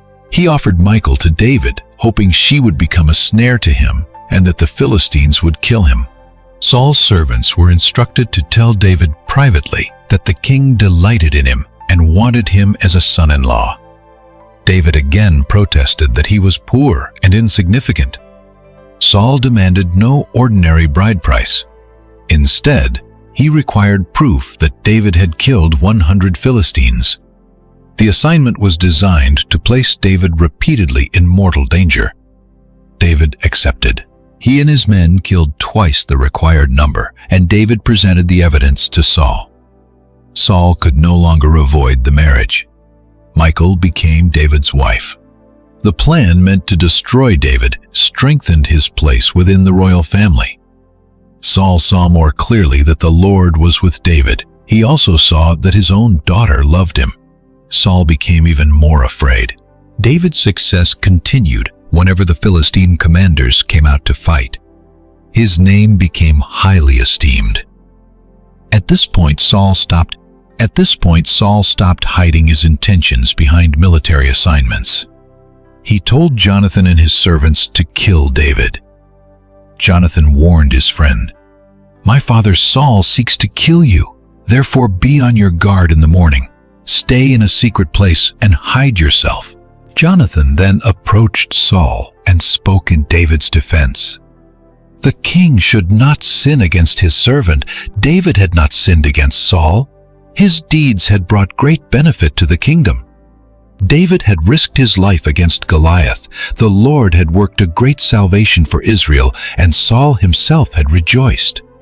Why, Jonathan asked, should the king shed innocent blood by killing David without cause? Saul listened. He swore that David would not be put to death.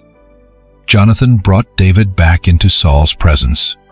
For a time, the old arrangement resumed. David served the king. But another war came. David went out, fought the Philistines, and struck them with such force that they fled. Then the harmful spirit came upon Saul while he sat in his house with his spear in hand. David was playing the lyre. Saul attempted once more to pin him to the wall. David escaped, leaving the spear embedded behind him. The temporary reconciliation had failed. Words of peace had not changed Saul's fear. That night David fled to his house. Saul sent men to watch the home and kill David in the morning. Michal warned her husband, "If you do not escape with your life tonight, tomorrow you will be killed." She lowered David through a window, and he escaped. Then Michal placed a household image in the bed, covered it with clothing, and arranged goat hair near the head to create the appearance that David was lying there. When Saul's messengers came to seize him, Michal said that David was ill. Saul ordered them to bring David in the bed so that he could be killed. The messengers returned and discovered the deception. Saul confronted his daughter. "Why have you deceived me and let my enemy go so that he has escaped?"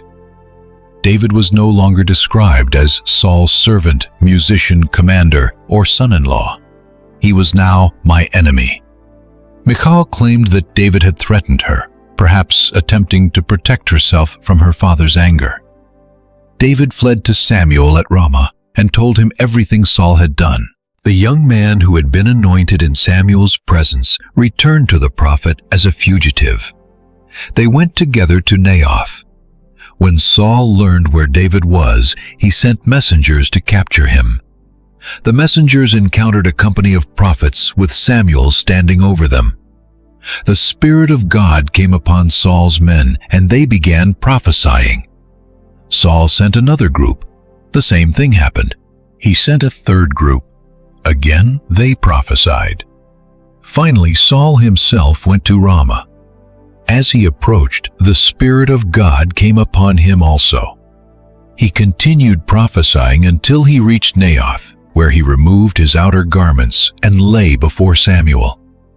Once again, people asked, "Is Saul also among the prophets?" The phrase that had marked the beginning of Saul's calling now appeared in a scene of resistance. At the beginning, prophetic influence confirmed that Saul had been chosen. Now it stopped Saul from seizing the man chosen after him.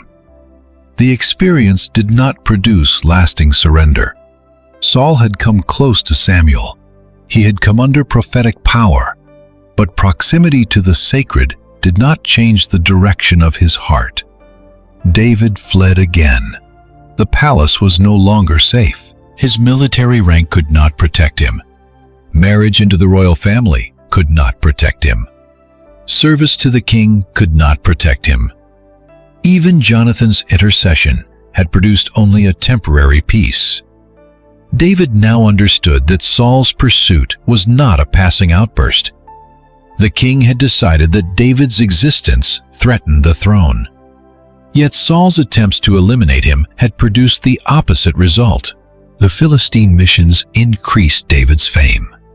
The marriage brought him into the royal family. The assassination attempt revealed Michal's loyalty. The public command to kill him forced Jonathan to choose openly between his father's fear and his friend's innocence. Saul possessed more power than David, but every time he used that power to secure the kingdom moved further beyond his control. David had entered Saul's court as the musician who brought the king relief. He left it as a hunted man. And waiting beyond the palace was a wilderness of caves, betrayals, desperate alliances, and opportunities for revenge. There, Saul would discover something more threatening than David's military success. The man he was trying to kill would repeatedly hold the king's life in his hands and refuse to take it. If this documentary is helping you understand how Saul's choices connect across the full story, save it so you can return to the timeline later. The tragedy of Saul is not found in one isolated failure, but in the way fear gradually reshaped every relationship around him. The king hunts the man who spares him. David had escaped the palace, but he had not escaped the reach of the king. Saul controlled the army, the messengers, the roads, and the institutions of the kingdom. David possessed no territory, no official protection, and no clear path toward the throne for which he had been anointed. He had been praised as Israel's champion. Now he moved through the land as a fugitive. His first steps away from Saul brought him to Nob, a town associated with the priesthood. There David met Ahimelech the priest. Ahimelech trembled when he saw him. "Why are you alone and no one with you?" The question exposed David's vulnerability. A royal commander normally traveled with soldiers. A son-in-law of the king did not usually arrive unexpectedly and without provisions. David did not tell Ahimelech the full truth. He claimed that the king had sent him on a secret mission and that his men were waiting elsewhere. The deception reflected the pressure under which David now lived, but it would carry devastating consequences for people who did not understand the danger surrounding him. David asked for food. Ahimelech had no ordinary bread available, only the consecrated bread that had been removed from before the Lord. After asking whether David's men had kept themselves from ritual impurity, the priest gave him the bread. David then asked whether a spear or sword was available. He had fled so quickly, he explained, that he had brought neither weapon nor equipment. Ahimelech told him that the sword of Goliath was there, wrapped in cloth behind the ephod. "There is none like it," David answered. "Give it to me."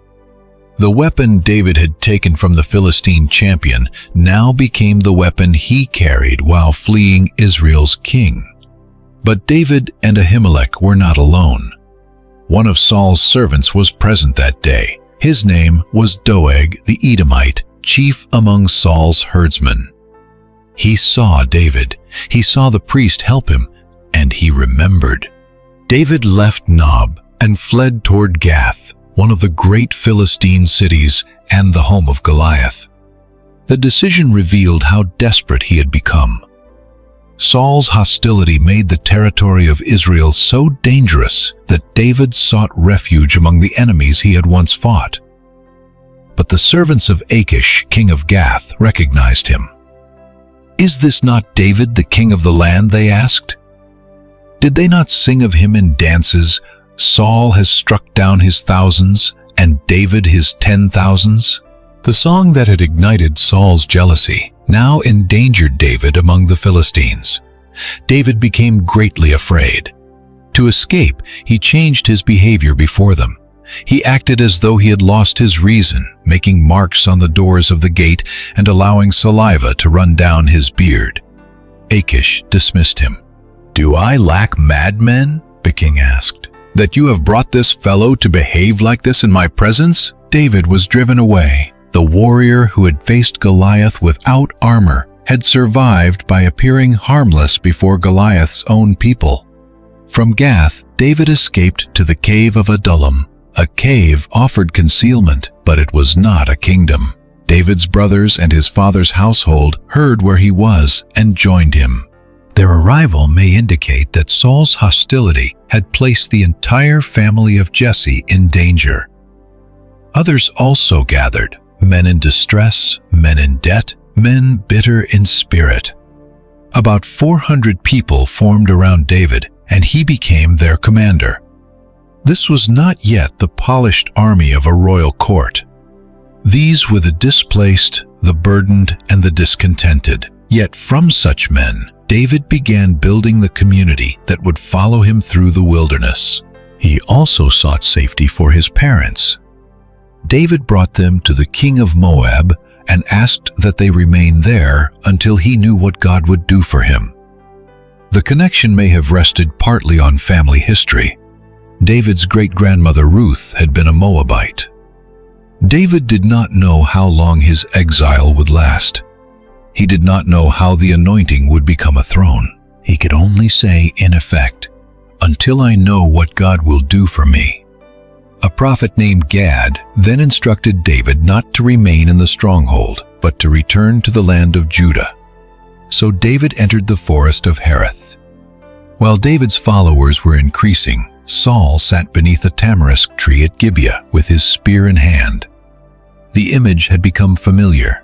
The spear was a weapon, but it also seemed to express the way Saul now ruled, alert, suspicious, and ready to strike. His servants stood around him. Saul accused the men of Benjamin of conspiring with David. Would the son of Jesse give them fields and vineyards? Would David appoint them commanders over thousands and hundreds? Saul appealed to tribal loyalty and personal reward. He believed his servants had hidden Jonathan's covenant with David. He complained that no one felt sorry for him, and no one warned him that his own son had stirred up David to lie in wait against him. David was fleeing for his life. Saul described himself as the victim of an ambush. Fear had reshaped reality. The king interpreted loyalty to an innocent man as betrayal against the throne.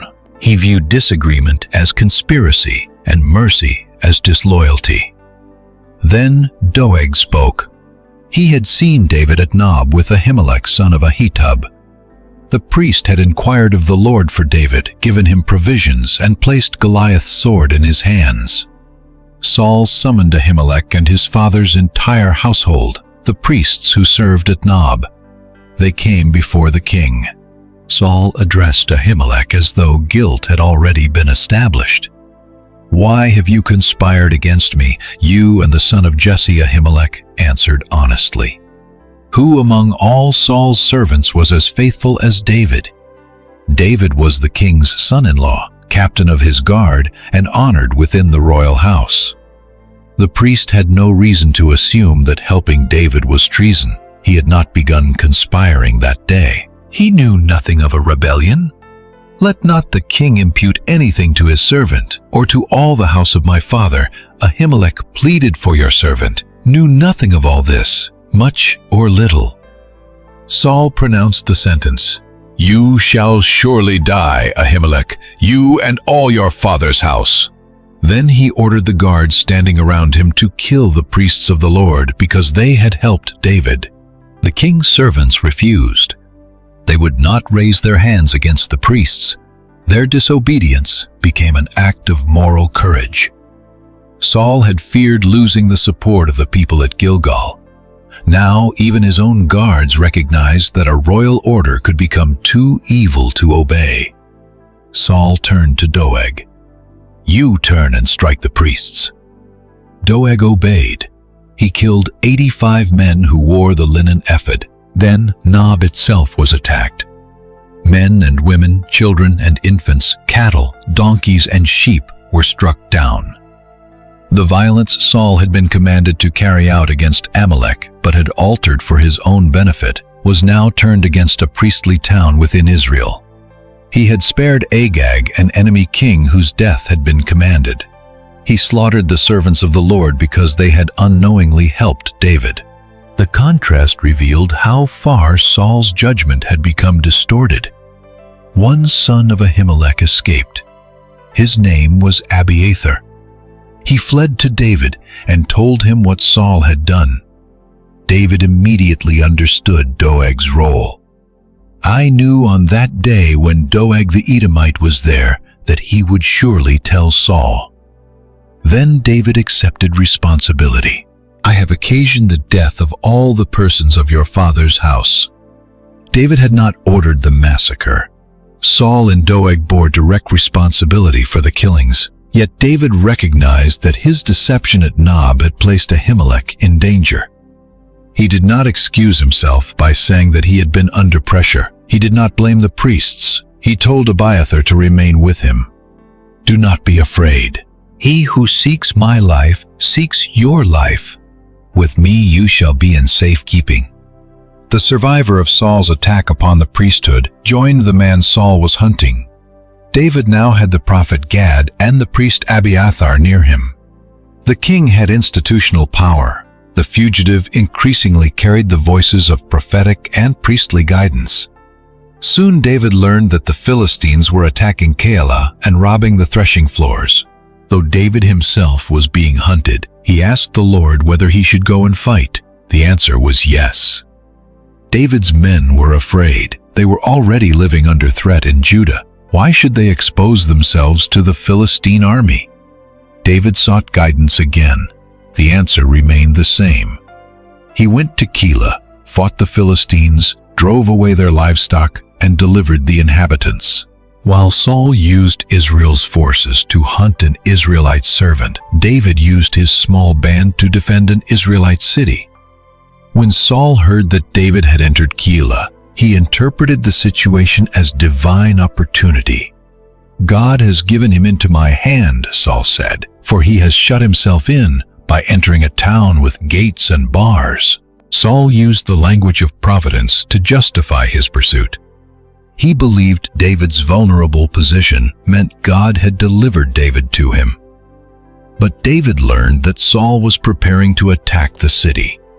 Through Abiathar and the ephod, David asked whether Saul would come and whether the people of Keilah would surrender him.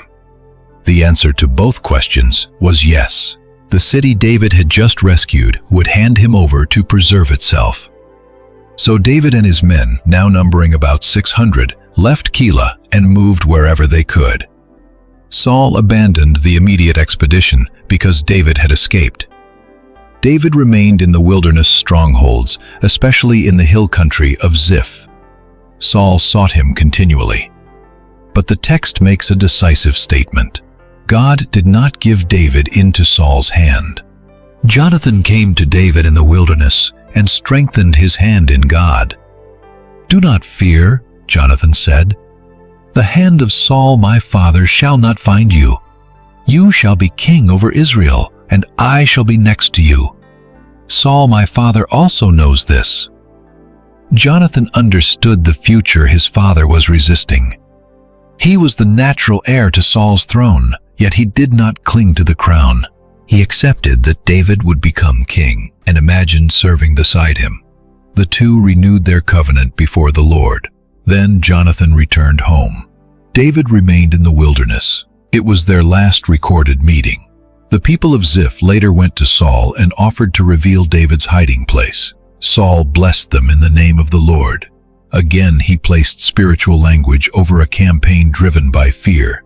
He asked them to gather exact information about David's movements. "David was very cunning," Saul said.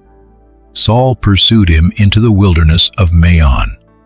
At one point, Saul and his men traveled along one side of a mountain, while David and his men moved along the other. The distance between capture and escape narrowed. Saul's forces began surrounding David. Then a messenger arrived. The Philistines had raided the land. Saul had to break off the pursuit. The enemy he had been appointed to fight interrupted the hunt against the servant he was trying to kill. David escaped to the strongholds of En-gedi. After Saul returned from fighting the Philistines, he learned that David was in the wilderness there. He selected 3,000 men from all Israel and went searching among the rocky terrain where wild goats lived. Along the way, Saul entered a cave to relieve himself. He did not know that David and his men were hiding deep inside it. The moment seemed to be everything David's followers had been waiting for. The king had entered alone. He was vulnerable. The darkness concealed David. His men whispered that the Lord had delivered Saul into his hand. To them, the circumstances appeared unmistakable. David had been anointed. Saul had been rejected. Saul had killed priests, hunted David, and threatened everyone who helped him. Now the king stood within reach. David moved quietly and cut off a corner of Saul's robe. Then his conscience struck him. Even the symbolic act of cutting the royal garment troubled him. David told his men that he would not stretch out his hand against Saul, because Saul was the Lord's anointed. This did not mean Saul's actions were righteous. David had already named Saul's pursuit for what it was. Nor did it mean that a ruler could commit violence without accountability. David's decision concerned his own path to the throne. He would not seize the kingdom through the blood of the man God had once appointed. He restrained his men and did not allow them to attack. Saul left the cave and continued along the road. Then David came out and called after him, "My lord the king Saul." Turned. David bowed with his face to the ground. He asked why Saul listened to those who claimed David intended harm. The king could now see the evidence. David had been close enough to kill him. Some had urged David to do so, but David had spared him. He held up the corner of the robe. "See, my father, see the corner of your robe in my hand." David called Saul my father, acknowledging both the family relationship and the authority Saul still held. There was no rebellion in David's hand. He had not sinned against Saul. Yet Saul continued hunting his life. David appealed to the Lord as judge. "May the Lord judge between them and avenge David," but David's own hand would not be against Saul. He compared himself to a dead dog or a single flea. Why would the king of Israel mobilize thousands of soldiers against someone so small? Saul recognized David's voice. "Is this your voice, my son David?" Then Saul wept. For a moment, the king saw himself clearly. "You are more righteous than I, for you have repaid me good, whereas I have repaid you evil." Saul admitted that David had shown extraordinary mercy. If a man found his enemy, Saul reasoned, he would not normally send him away safely. Then Saul spoke the truth he had been trying to prevent. "Now I know that you shall surely be king, and that the kingdom of Israel shall be established in your hand." He asked David to surely that he would not destroy Saul's descendants or erase his family name. David swore. Saul returned home. David and his men went back to the stronghold. David did not return with Saul to the palace. Saul's tears were real, but David did not treat them as proof that the danger had ended. The reconciliation remained incomplete because recognition had not yet produced durable change. Around this time Samuel died. All Israel gathered and mourned for him. He was buried at his home in Ramah. The prophet who had anointed both Saul and David was gone. Samuel had stood between the old age of the judges and the new age of the kings. He had warned Israel, guided Saul, confronted disobedience, and secretly prepared David. His death removed a stabilizing presence from the nation. Saul had no Samuel to consult. David had no Samuel to shelter him. The conflict would continue without the prophet who had spoken the truth to both men. David traveled into the wilderness of Paran and later encountered Nabal and Abigail. Through Abigail's wise intervention, David was prevented from taking vengeance into his own hands after Nabal insulted him and refused support. Her words reminded David that the Lord would establish his house and that he must not carry the burden of needless bloodshed into his future reign. The episode reinforced the test David continued to face. It was not enough to refuse killing Saul once. David had to resist becoming the kind of man who answered every offense with violence. Meanwhile, Saul's pursuit resumed. The Ziphites again reported David's location. Saul went down with 3,000 chosen men and camped near the hill of Hakilah. David sent scouts and confirmed that Saul had arrived. Then, during the night, David approached the camp with Abishai. Saul slept inside the encampment, his spear stuck in the ground near his head. Abner and the soldiers slept around him. A deep sleep from the Lord had fallen upon them. Abishai saw the opportunity. "God has given your enemy into your hand this day," he whispered. "Now please let me pin him to the earth with the spear in one stroke." This time, David would not even need to strike Saul himself. Abishai offered to do it. David refused. Do not destroy him, for who can put out his hand against the Lord's anointed and be guiltless? David trusted that Saul's death would come by God's decision, whether through the ordinary course of life, divine judgment, or battle. He would not determine the time by murder. David took the spear and the jar of water from beside Saul's head. Then he and Abishai left. No one saw them. No one awakened. From a distance, across the hill, David called to the army. He addressed Abner and rebuked him for failing to protect the king. Abner demanded to know who was calling. David told him to look for the king's spear and water jar. Saul recognized David's voice once again. "Is this your voice, my son David?" David answered, "It is my voice, my lord, O king." He asked why Saul continued pursuing him. What had he done? If God had stirred Saul against him, David said, an offering could be made. But if human beings had driven the conflict, they stood under judgment for forcing David away from the inheritance of the Lord. David again described himself as a single flea hunted by the king of Israel. Saul confessed, "I have sinned. Return, my son David, for I will no more do you harm, because my life was precious in your eyes this day." Then he added, "I have acted foolishly and have made a great mistake." The words echoed Samuel's earlier judgment. At Gilgal, Samuel had told Saul that he had acted foolishly. Now Saul said it himself. David did not return. He told Saul to send the young man across to retrieve the spear. The Lord rewards every man for his righteousness and his faithfulness, David said.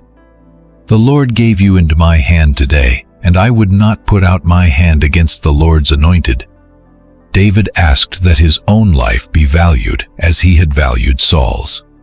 Saul gave his final recorded blessing to David. "Blessed be you, my son David.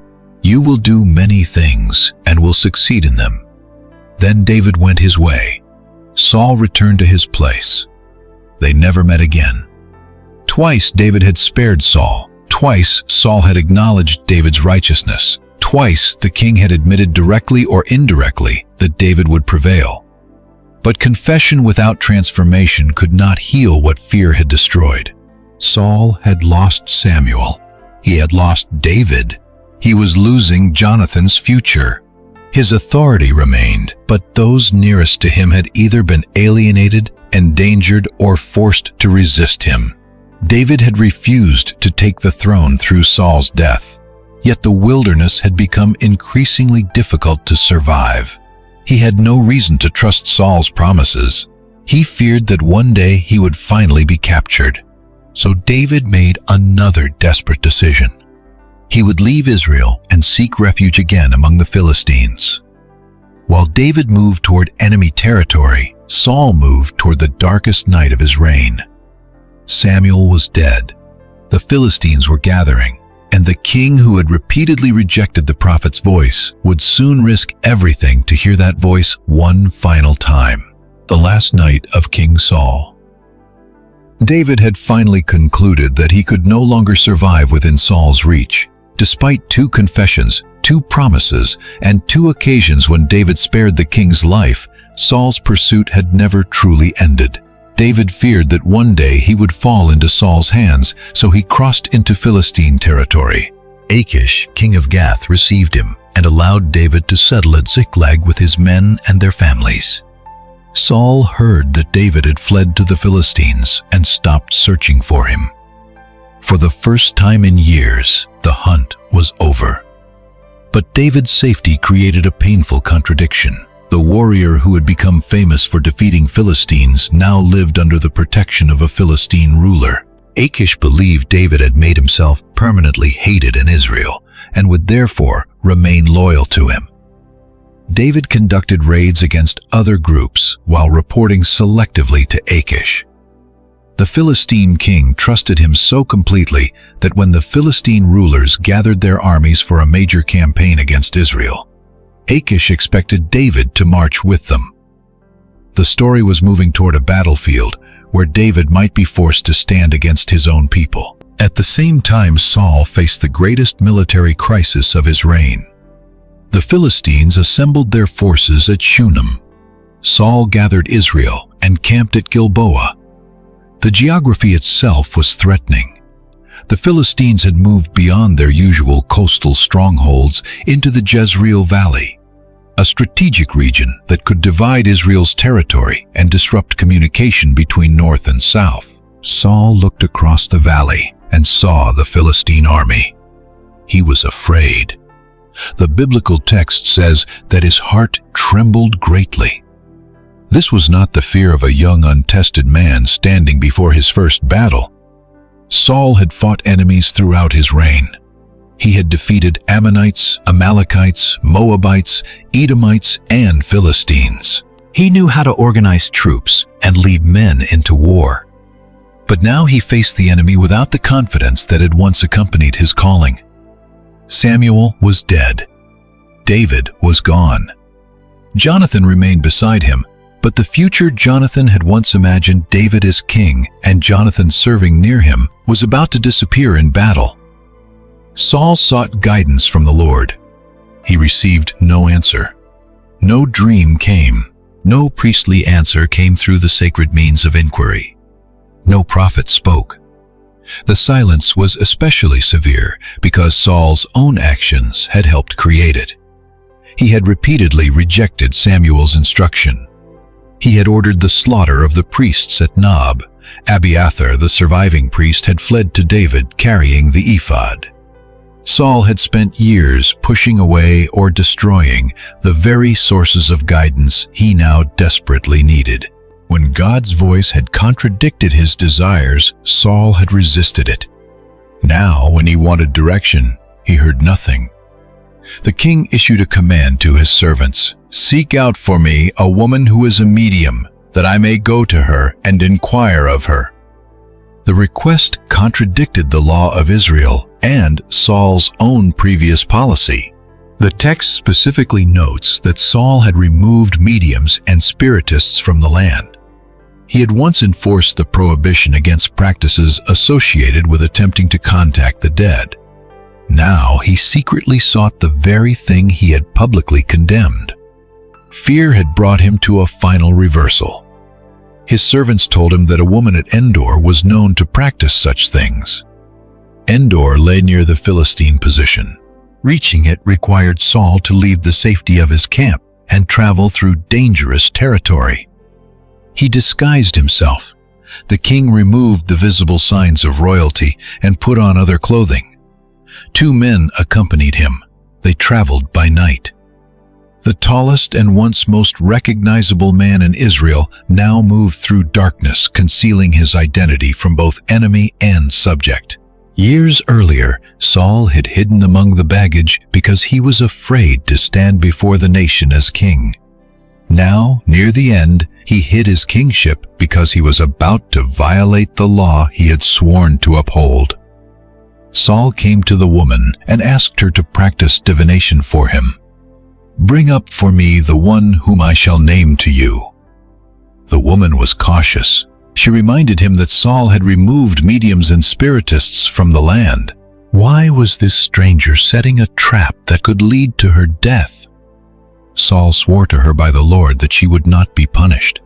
Even here he used the name of the Lord to guarantee protection while requesting an act forbidden by the Lord.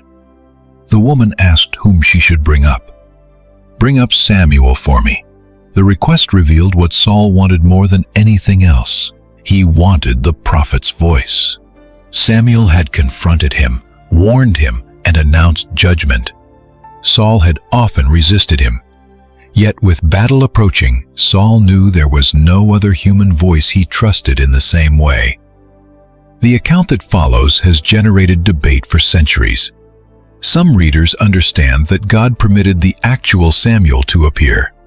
Others have proposed that the woman saw a deceptive spirit or experienced a vision shaped by her practice. The narrative itself presents the figure as Samuel and emphasizes the woman's shock when she sees him. Whatever assumptions she had about her own ability, the event did not unfold as an ordinary performance under her control. When the woman saw Samuel, she cried out loudly. Then she recognized the disguised visitor. "Why have you deceived me? You are Saul." Perhaps the appearance revealed information she had not known. Perhaps Saul's request and reaction exposed him. The text does not explain the precise process. Saul told her not to be afraid. "What do you see?" She answered that she saw a spiritual being coming up from the earth. Saul asked about his appearance. She described an old man wearing a robe. Saul understood that it was Samuel. He bowed with his face to the ground. Then the voice spoke. "Why have you disturbed me by bringing me up?" Saul poured out his crisis. "I am in great distress. The Philistines were making war against him. God had turned away and no longer answered through prophets or dreams." Saul had called Samuel so that the prophet might tell him what to do. The tragedy of Saul's words lay in their timing. He wanted instructions after years of resisting them. He wanted Samuel to show him a path forward, but the major decisions shaping that path had already been made. Samuel answered without offering a new strategy. "Why then do you ask me, since the Lord has turned from you and become your enemy?" The kingdom had been torn from Saul and given to David because Saul had not obeyed the voice of the Lord and had not carried out judgment against Amalek. The crisis at Gilboa was not an isolated military accident. It was connected to the long history of Saul's choices. Then came the final announcement. The Lord would give Israel and Saul into the hand of the Philistines. The next day, Saul and his sons would be with Samuel. Israel's army would also be defeated. Saul fell full length on the ground. He was terrified by Samuel's words. He also had no strength because he had eaten nothing all day and all night. The woman approached and saw his condition. She reminded him that she had risked her life by obeying his request. Now she asked him to listen to her and eat so that he would have strength to continue his journey. Saul refused at first. His servants joined the woman in urging him. Finally, he rose from the ground and sat on the bed. The woman had a fattened calf at the house. She killed it quickly, took flour, kneaded it, and baked unleavened bread. She placed the food before Saul and his servants. They ate. Then they rose and left during the night. The scene has the quality of a final meal. There was no royal table, no palace servants, no celebration after victory. Israel's king sat in the home of a forbidden medium, eating before returning to a battle he had been told he would not survive. The woman he had approached in secrecy showed him practical mercy. She fed the man whose laws had threatened her life. Saul left Endor knowing the outcome Samuel had announced. The text does not record a new confession or a final attempt to change the nation's direction. He returned to the camp because the battle could no longer be avoided. Meanwhile, David's own crisis reached its turning point. The Philistine commanders saw David and his men marching with Achish and objected. "What are these Hebrews doing here?" Achish defended David. He claimed to have found no fault in him since David had entered his service. But the other rulers refused to take the risk. David might reconcile himself to Saul in the middle of battle by turning against the Philistines. Was this not the same David celebrated in Israel's songs? The song followed David once again. Saul has struck down his thousands and David his 10,000s. What had made Saul jealous now made the Philistine commanders suspicious. Achish reluctantly sent David away.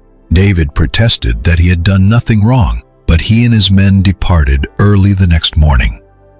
The decision prevented David from standing in the Philistine ranks at Gilboa. He would not participate in Saul's death. When David returned to Ziklag, he found the city burned and the families taken captive by Amalekite raiders. He and his men wept until they had no strength left. Unlike Saul, however, David sought guidance through Abiathar the priest. He asked whether he should pursue the raiders. He received an answer. "Pursue, for you shall surely overtake and shall surely rescue." David recovered the captives. While Saul moved toward silence and defeat, David continued receiving the guidance that Saul desperately lacked. The contrast was not based on David's perfection. David had made fearful and complicated decisions of his own, but when faced with crisis, he still inquired and responded to the answer he received. At Gilboa, the Philistines began their attack. The fighting turned heavily against Israel. The army fled. The Philistines pursued Saul and his sons. Jonathan fell. So did Abinadab and Malchishua, Saul's other sons named in the account. Jonathan the warrior, who had climbed the Philistine outpost with only his armor-bearer, died, fighting the same enemy he had once thrown into panic. He had remained beside his father in the final battle, even though he believed David would become king. His covenant with David had not removed his loyalty to Israel or his responsibility as Saul's son.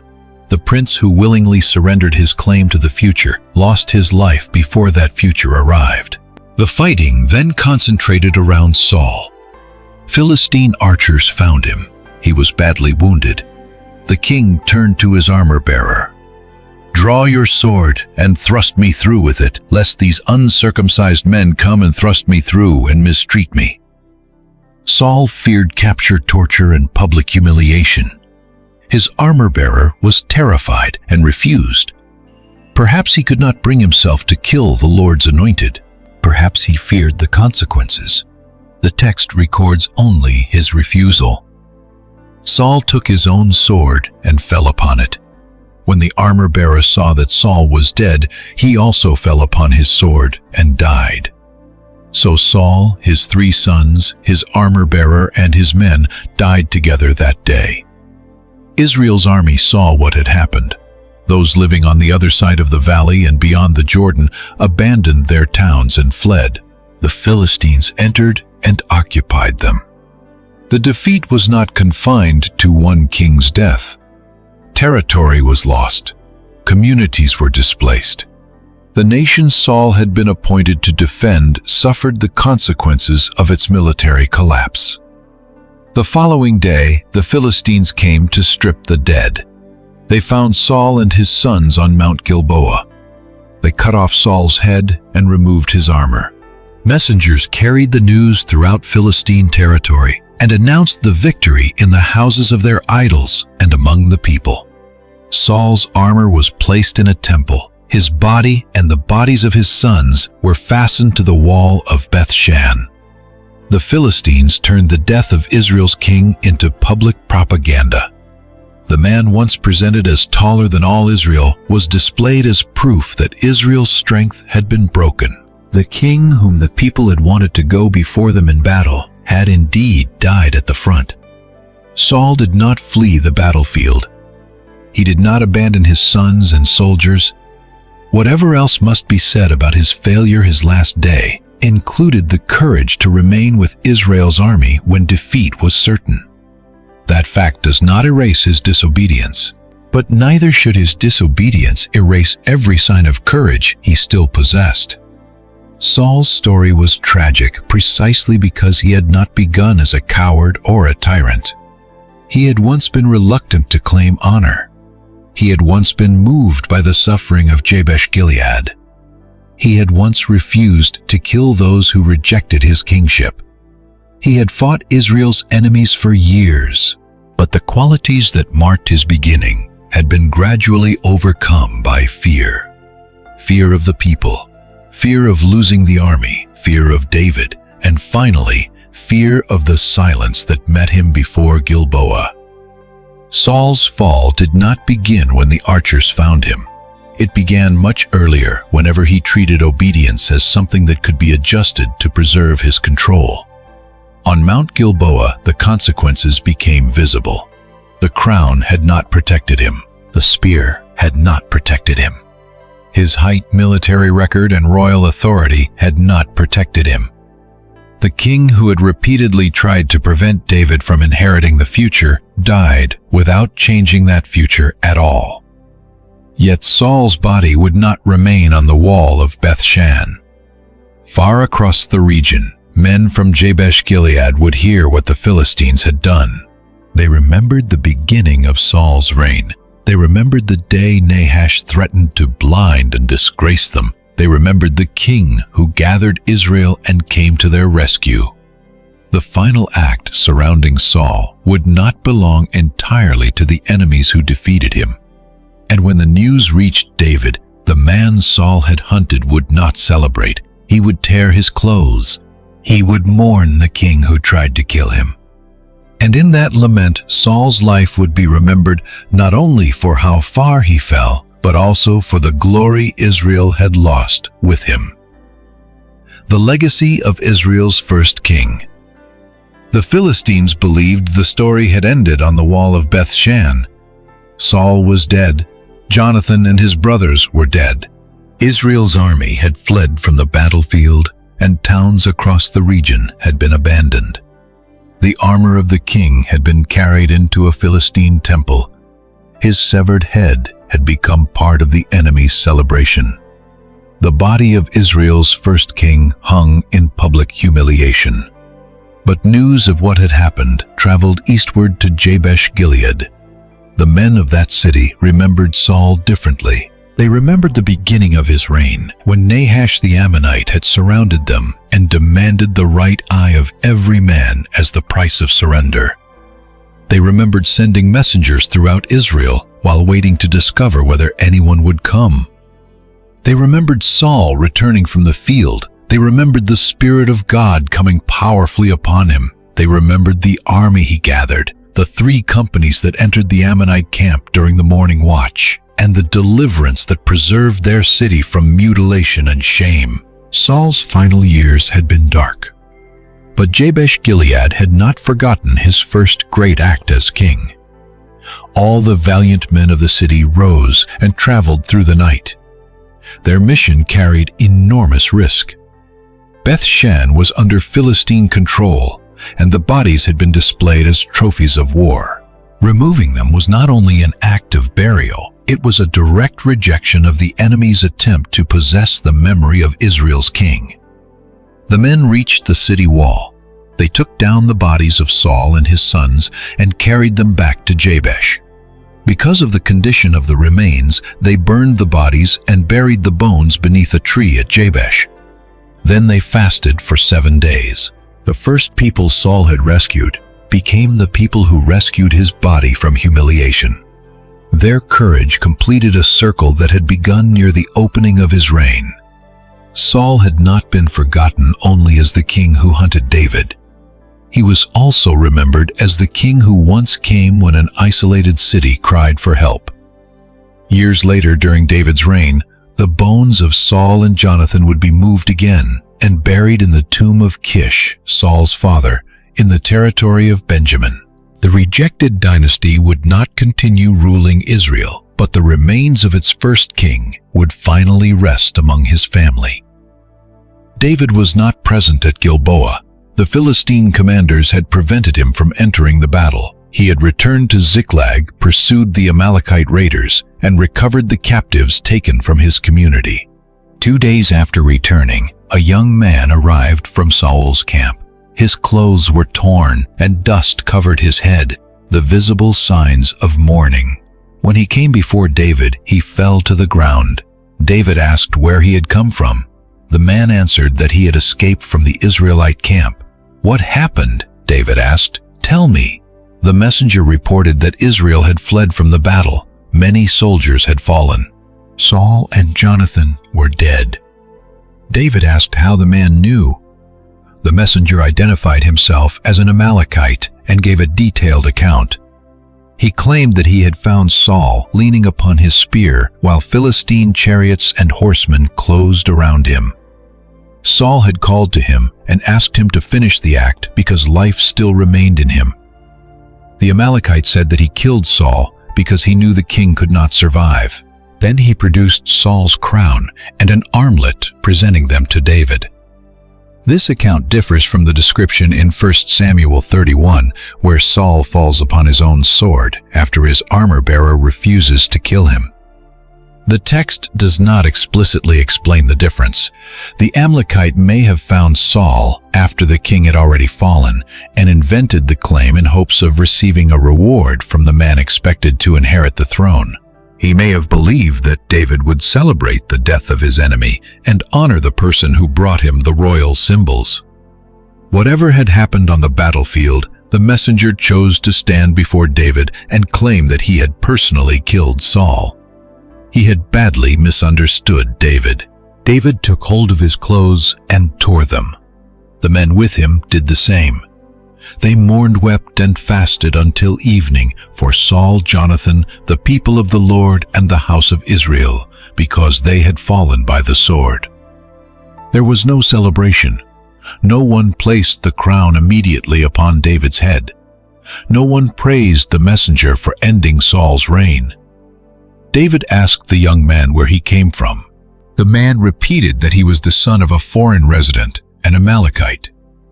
David asked why he had not been afraid to raise his hand against the Lord's anointed. Then David ordered one of his young men to strike him down. The messenger died because his own testimony condemned him. "Your blood be on your head," David said, "for your own mouth has testified against you, saying, 'I have killed the Lord's anointed.'" David had refused to kill Saul in the cave. He had refused again in the camp when Saul's spear stood beside the sleeping king. He had prevented Abishai from striking. Now he responded consistently to the man who claimed to have done what David himself would not do. David did not regard Saul's death as the removal of an inconvenience. He regarded it as a national tragedy. Then David composed a lament for Saul and Jonathan. He ordered that it be taught to the people of Judah, so that Israel's loss would not disappear with the battlefield generation. The song did not recount every failure in Saul's reign. A lament is not a complete historical judgment. It speaks in the presence of death and remembers what has been lost. David began with the fallen glory of Israel. The mighty had fallen upon the heights. He did not want the news celebrated in Gath or proclaimed in the streets of Ashkelon. He did not want Philistine daughters rejoicing over the deaths of Israel's warriors. David then addressed the mountains of Gilboa. He called for them to receive neither dew nor rain, because there the shield of the mighty had been defiled. The geography of Saul's death became part of Israel's grief. David remembered Saul and Jonathan as warriors whose weapons had not returned from battle without effect. Jonathan's bow and Saul's sword had been instruments of real victories during their lives. Then David joined father and son together. Saul and Jonathan, beloved and pleasant in their lives, and in their death they were not divided. The words did not deny the painful division within Saul's family. Jonathan had protected David from his father. He had recognized that David would become king. Saul's fear had placed Jonathan in impossible situations, and once nearly led to his execution. Yet Jonathan remained with Saul at Gilboa. He did not abandon his father in the final battle. They died together. David described them as swifter than eagles and stronger than lions, the language of honor for fallen warriors. Then he addressed the daughters of Israel. They should weep for Saul, who had clothed them in rich garments and placed ornaments upon their clothing. Saul's wars had brought wealth and security to Israel. His reign had not been composed only of private fear and failed obedience. The nation had benefited from military victories accomplished under his leadership. Finally, David's lament turned toward Jonathan. The public grief became personal. David called Jonathan his brother and remembered the extraordinary love between them. Jonathan had been the king's son, the natural heir, and David's closest friend. He had given David his robe and weapons. He had defended him before Saul. He had warned him of danger, met him in the wilderness, and strengthened his trust in God. Jonathan had accepted a future in which David would take the position that might otherwise have belonged to him. Now that future would come without Jonathan beside him. David ended the lament where it began. The mighty had fallen. The weapons of war had perished. Saul's death opened the way for David's rise, but it did not immediately unite the kingdom. David went to Hebron after seeking guidance from the Lord. There the men of Judah anointed him king over the house of Judah. When David heard that the men of Jabesh-gilead had buried Saul, he sent messengers to bless them for showing loyalty to their Lord. He encouraged them to remain strong and courageous. David also informed them that Judah had made him king. But the northern tribes did not immediately follow him. Abner, Saul's military commander, took Ishbosheth, one of Saul's surviving sons, and established him as king over much of Israel. A prolonged conflict followed between the house of Saul and the house of David. The transfer Samuel had announced was real, but it was not simple.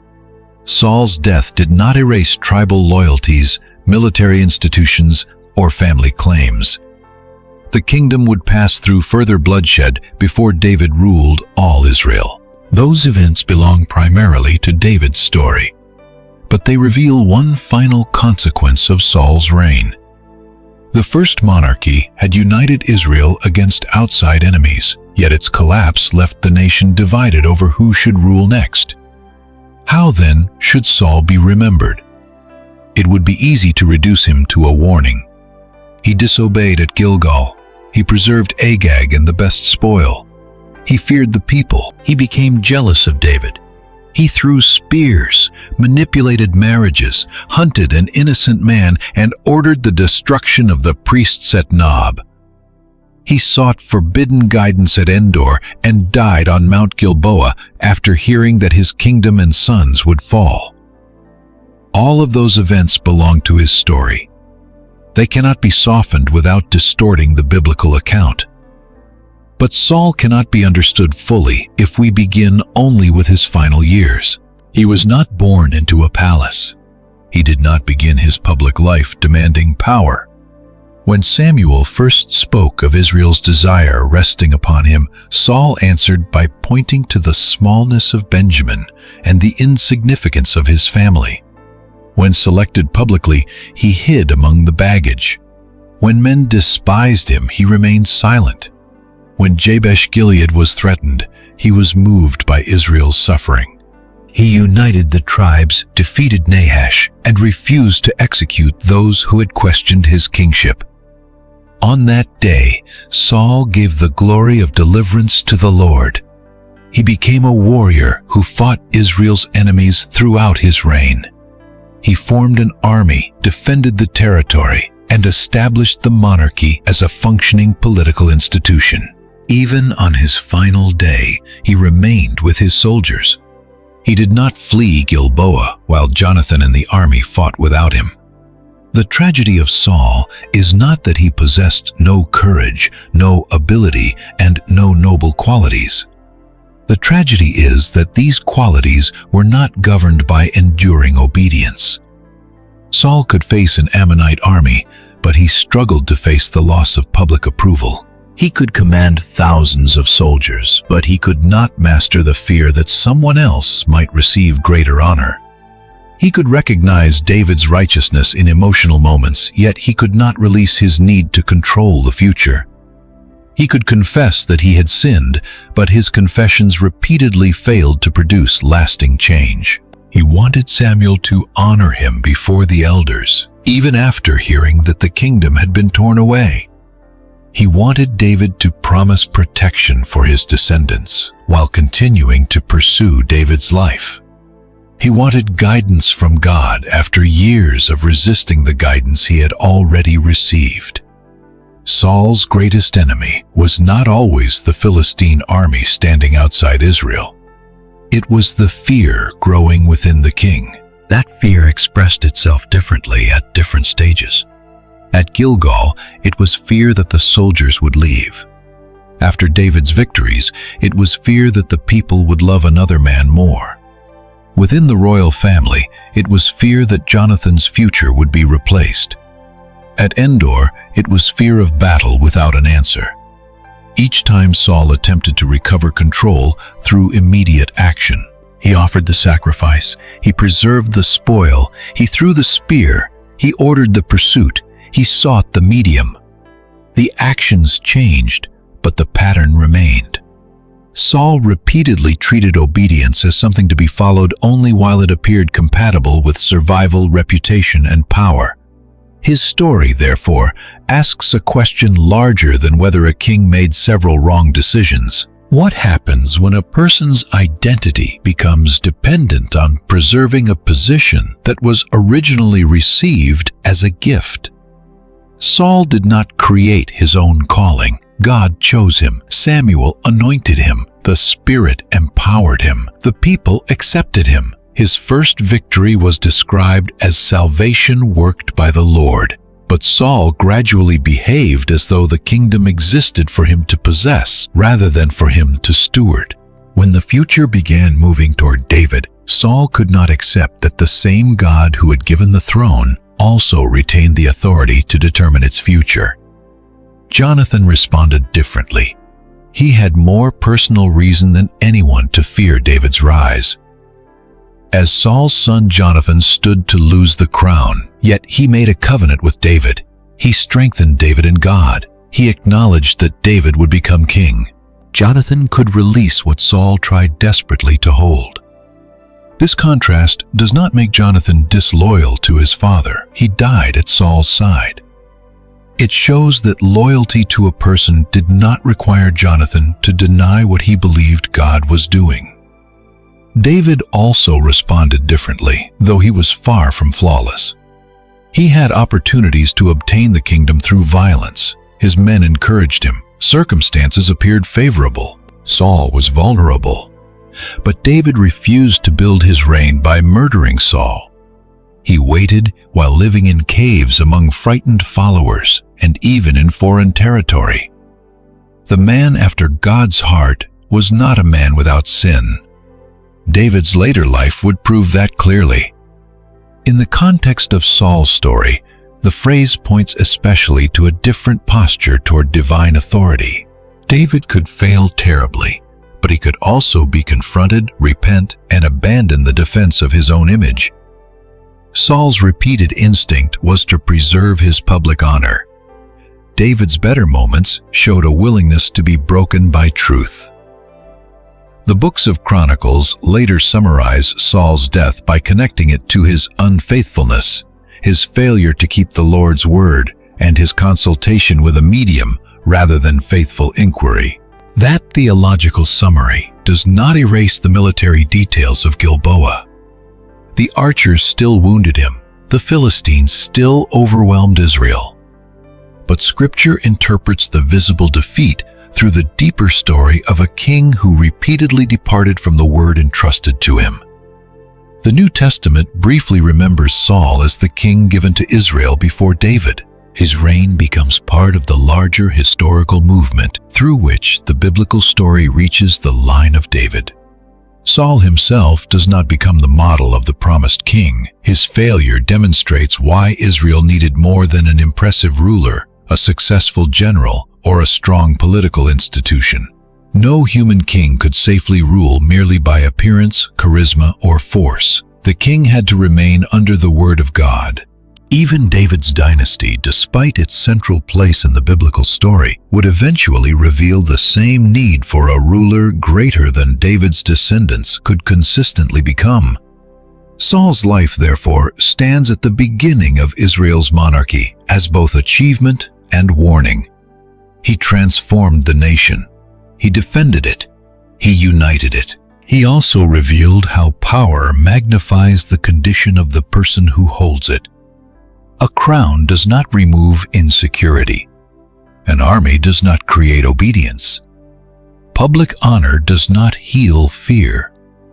Religious activity does not replace listening. And being chosen at the beginning does not make faithfulness automatic at the end. The men of Jabesh-gilead preserved Saul's dignity after death because they remembered his courage. David preserved Saul's honor in Israel's memory because he refused to let hatred write the final song. Scripture preserved the whole account. It remembered the young man who appeared reluctant to rule. It remembered the king who saved a city. It remembered the warrior who fought Israel's enemies. It remembered the father whose fear damaged his own family. It remembered the ruler who pursued David and killed the priests. It remembered the desperate man walking through the night toward Endor. And it remembered the fallen king on Gilboa. Saul's life ended where the monarchy's deepest question remained unresolved. Could Israel have a king who possessed power without being possessed by it? Saul's reign showed how quickly a gift could become an idol when the fear of losing it became greater than the desire to obey. The crown remained on Saul's head for years after the kingdom had begun slipping from his hands. And when the crown finally fell, the lesson remained. A leader may be chosen in a moment, but his legacy is formed by what he chooses when obedience becomes costly. If you followed Saul's journey to the end, share in the comments which part of his story you believe best explains his fall. Subscribe to continue exploring the Bible as one connected story, and continue with the complete story of David to see how the hunted fugitive inherited the divided kingdom Saul left behind. Saul's reign ended on Gilboa, but the kingdom and the consequences of his choices continued.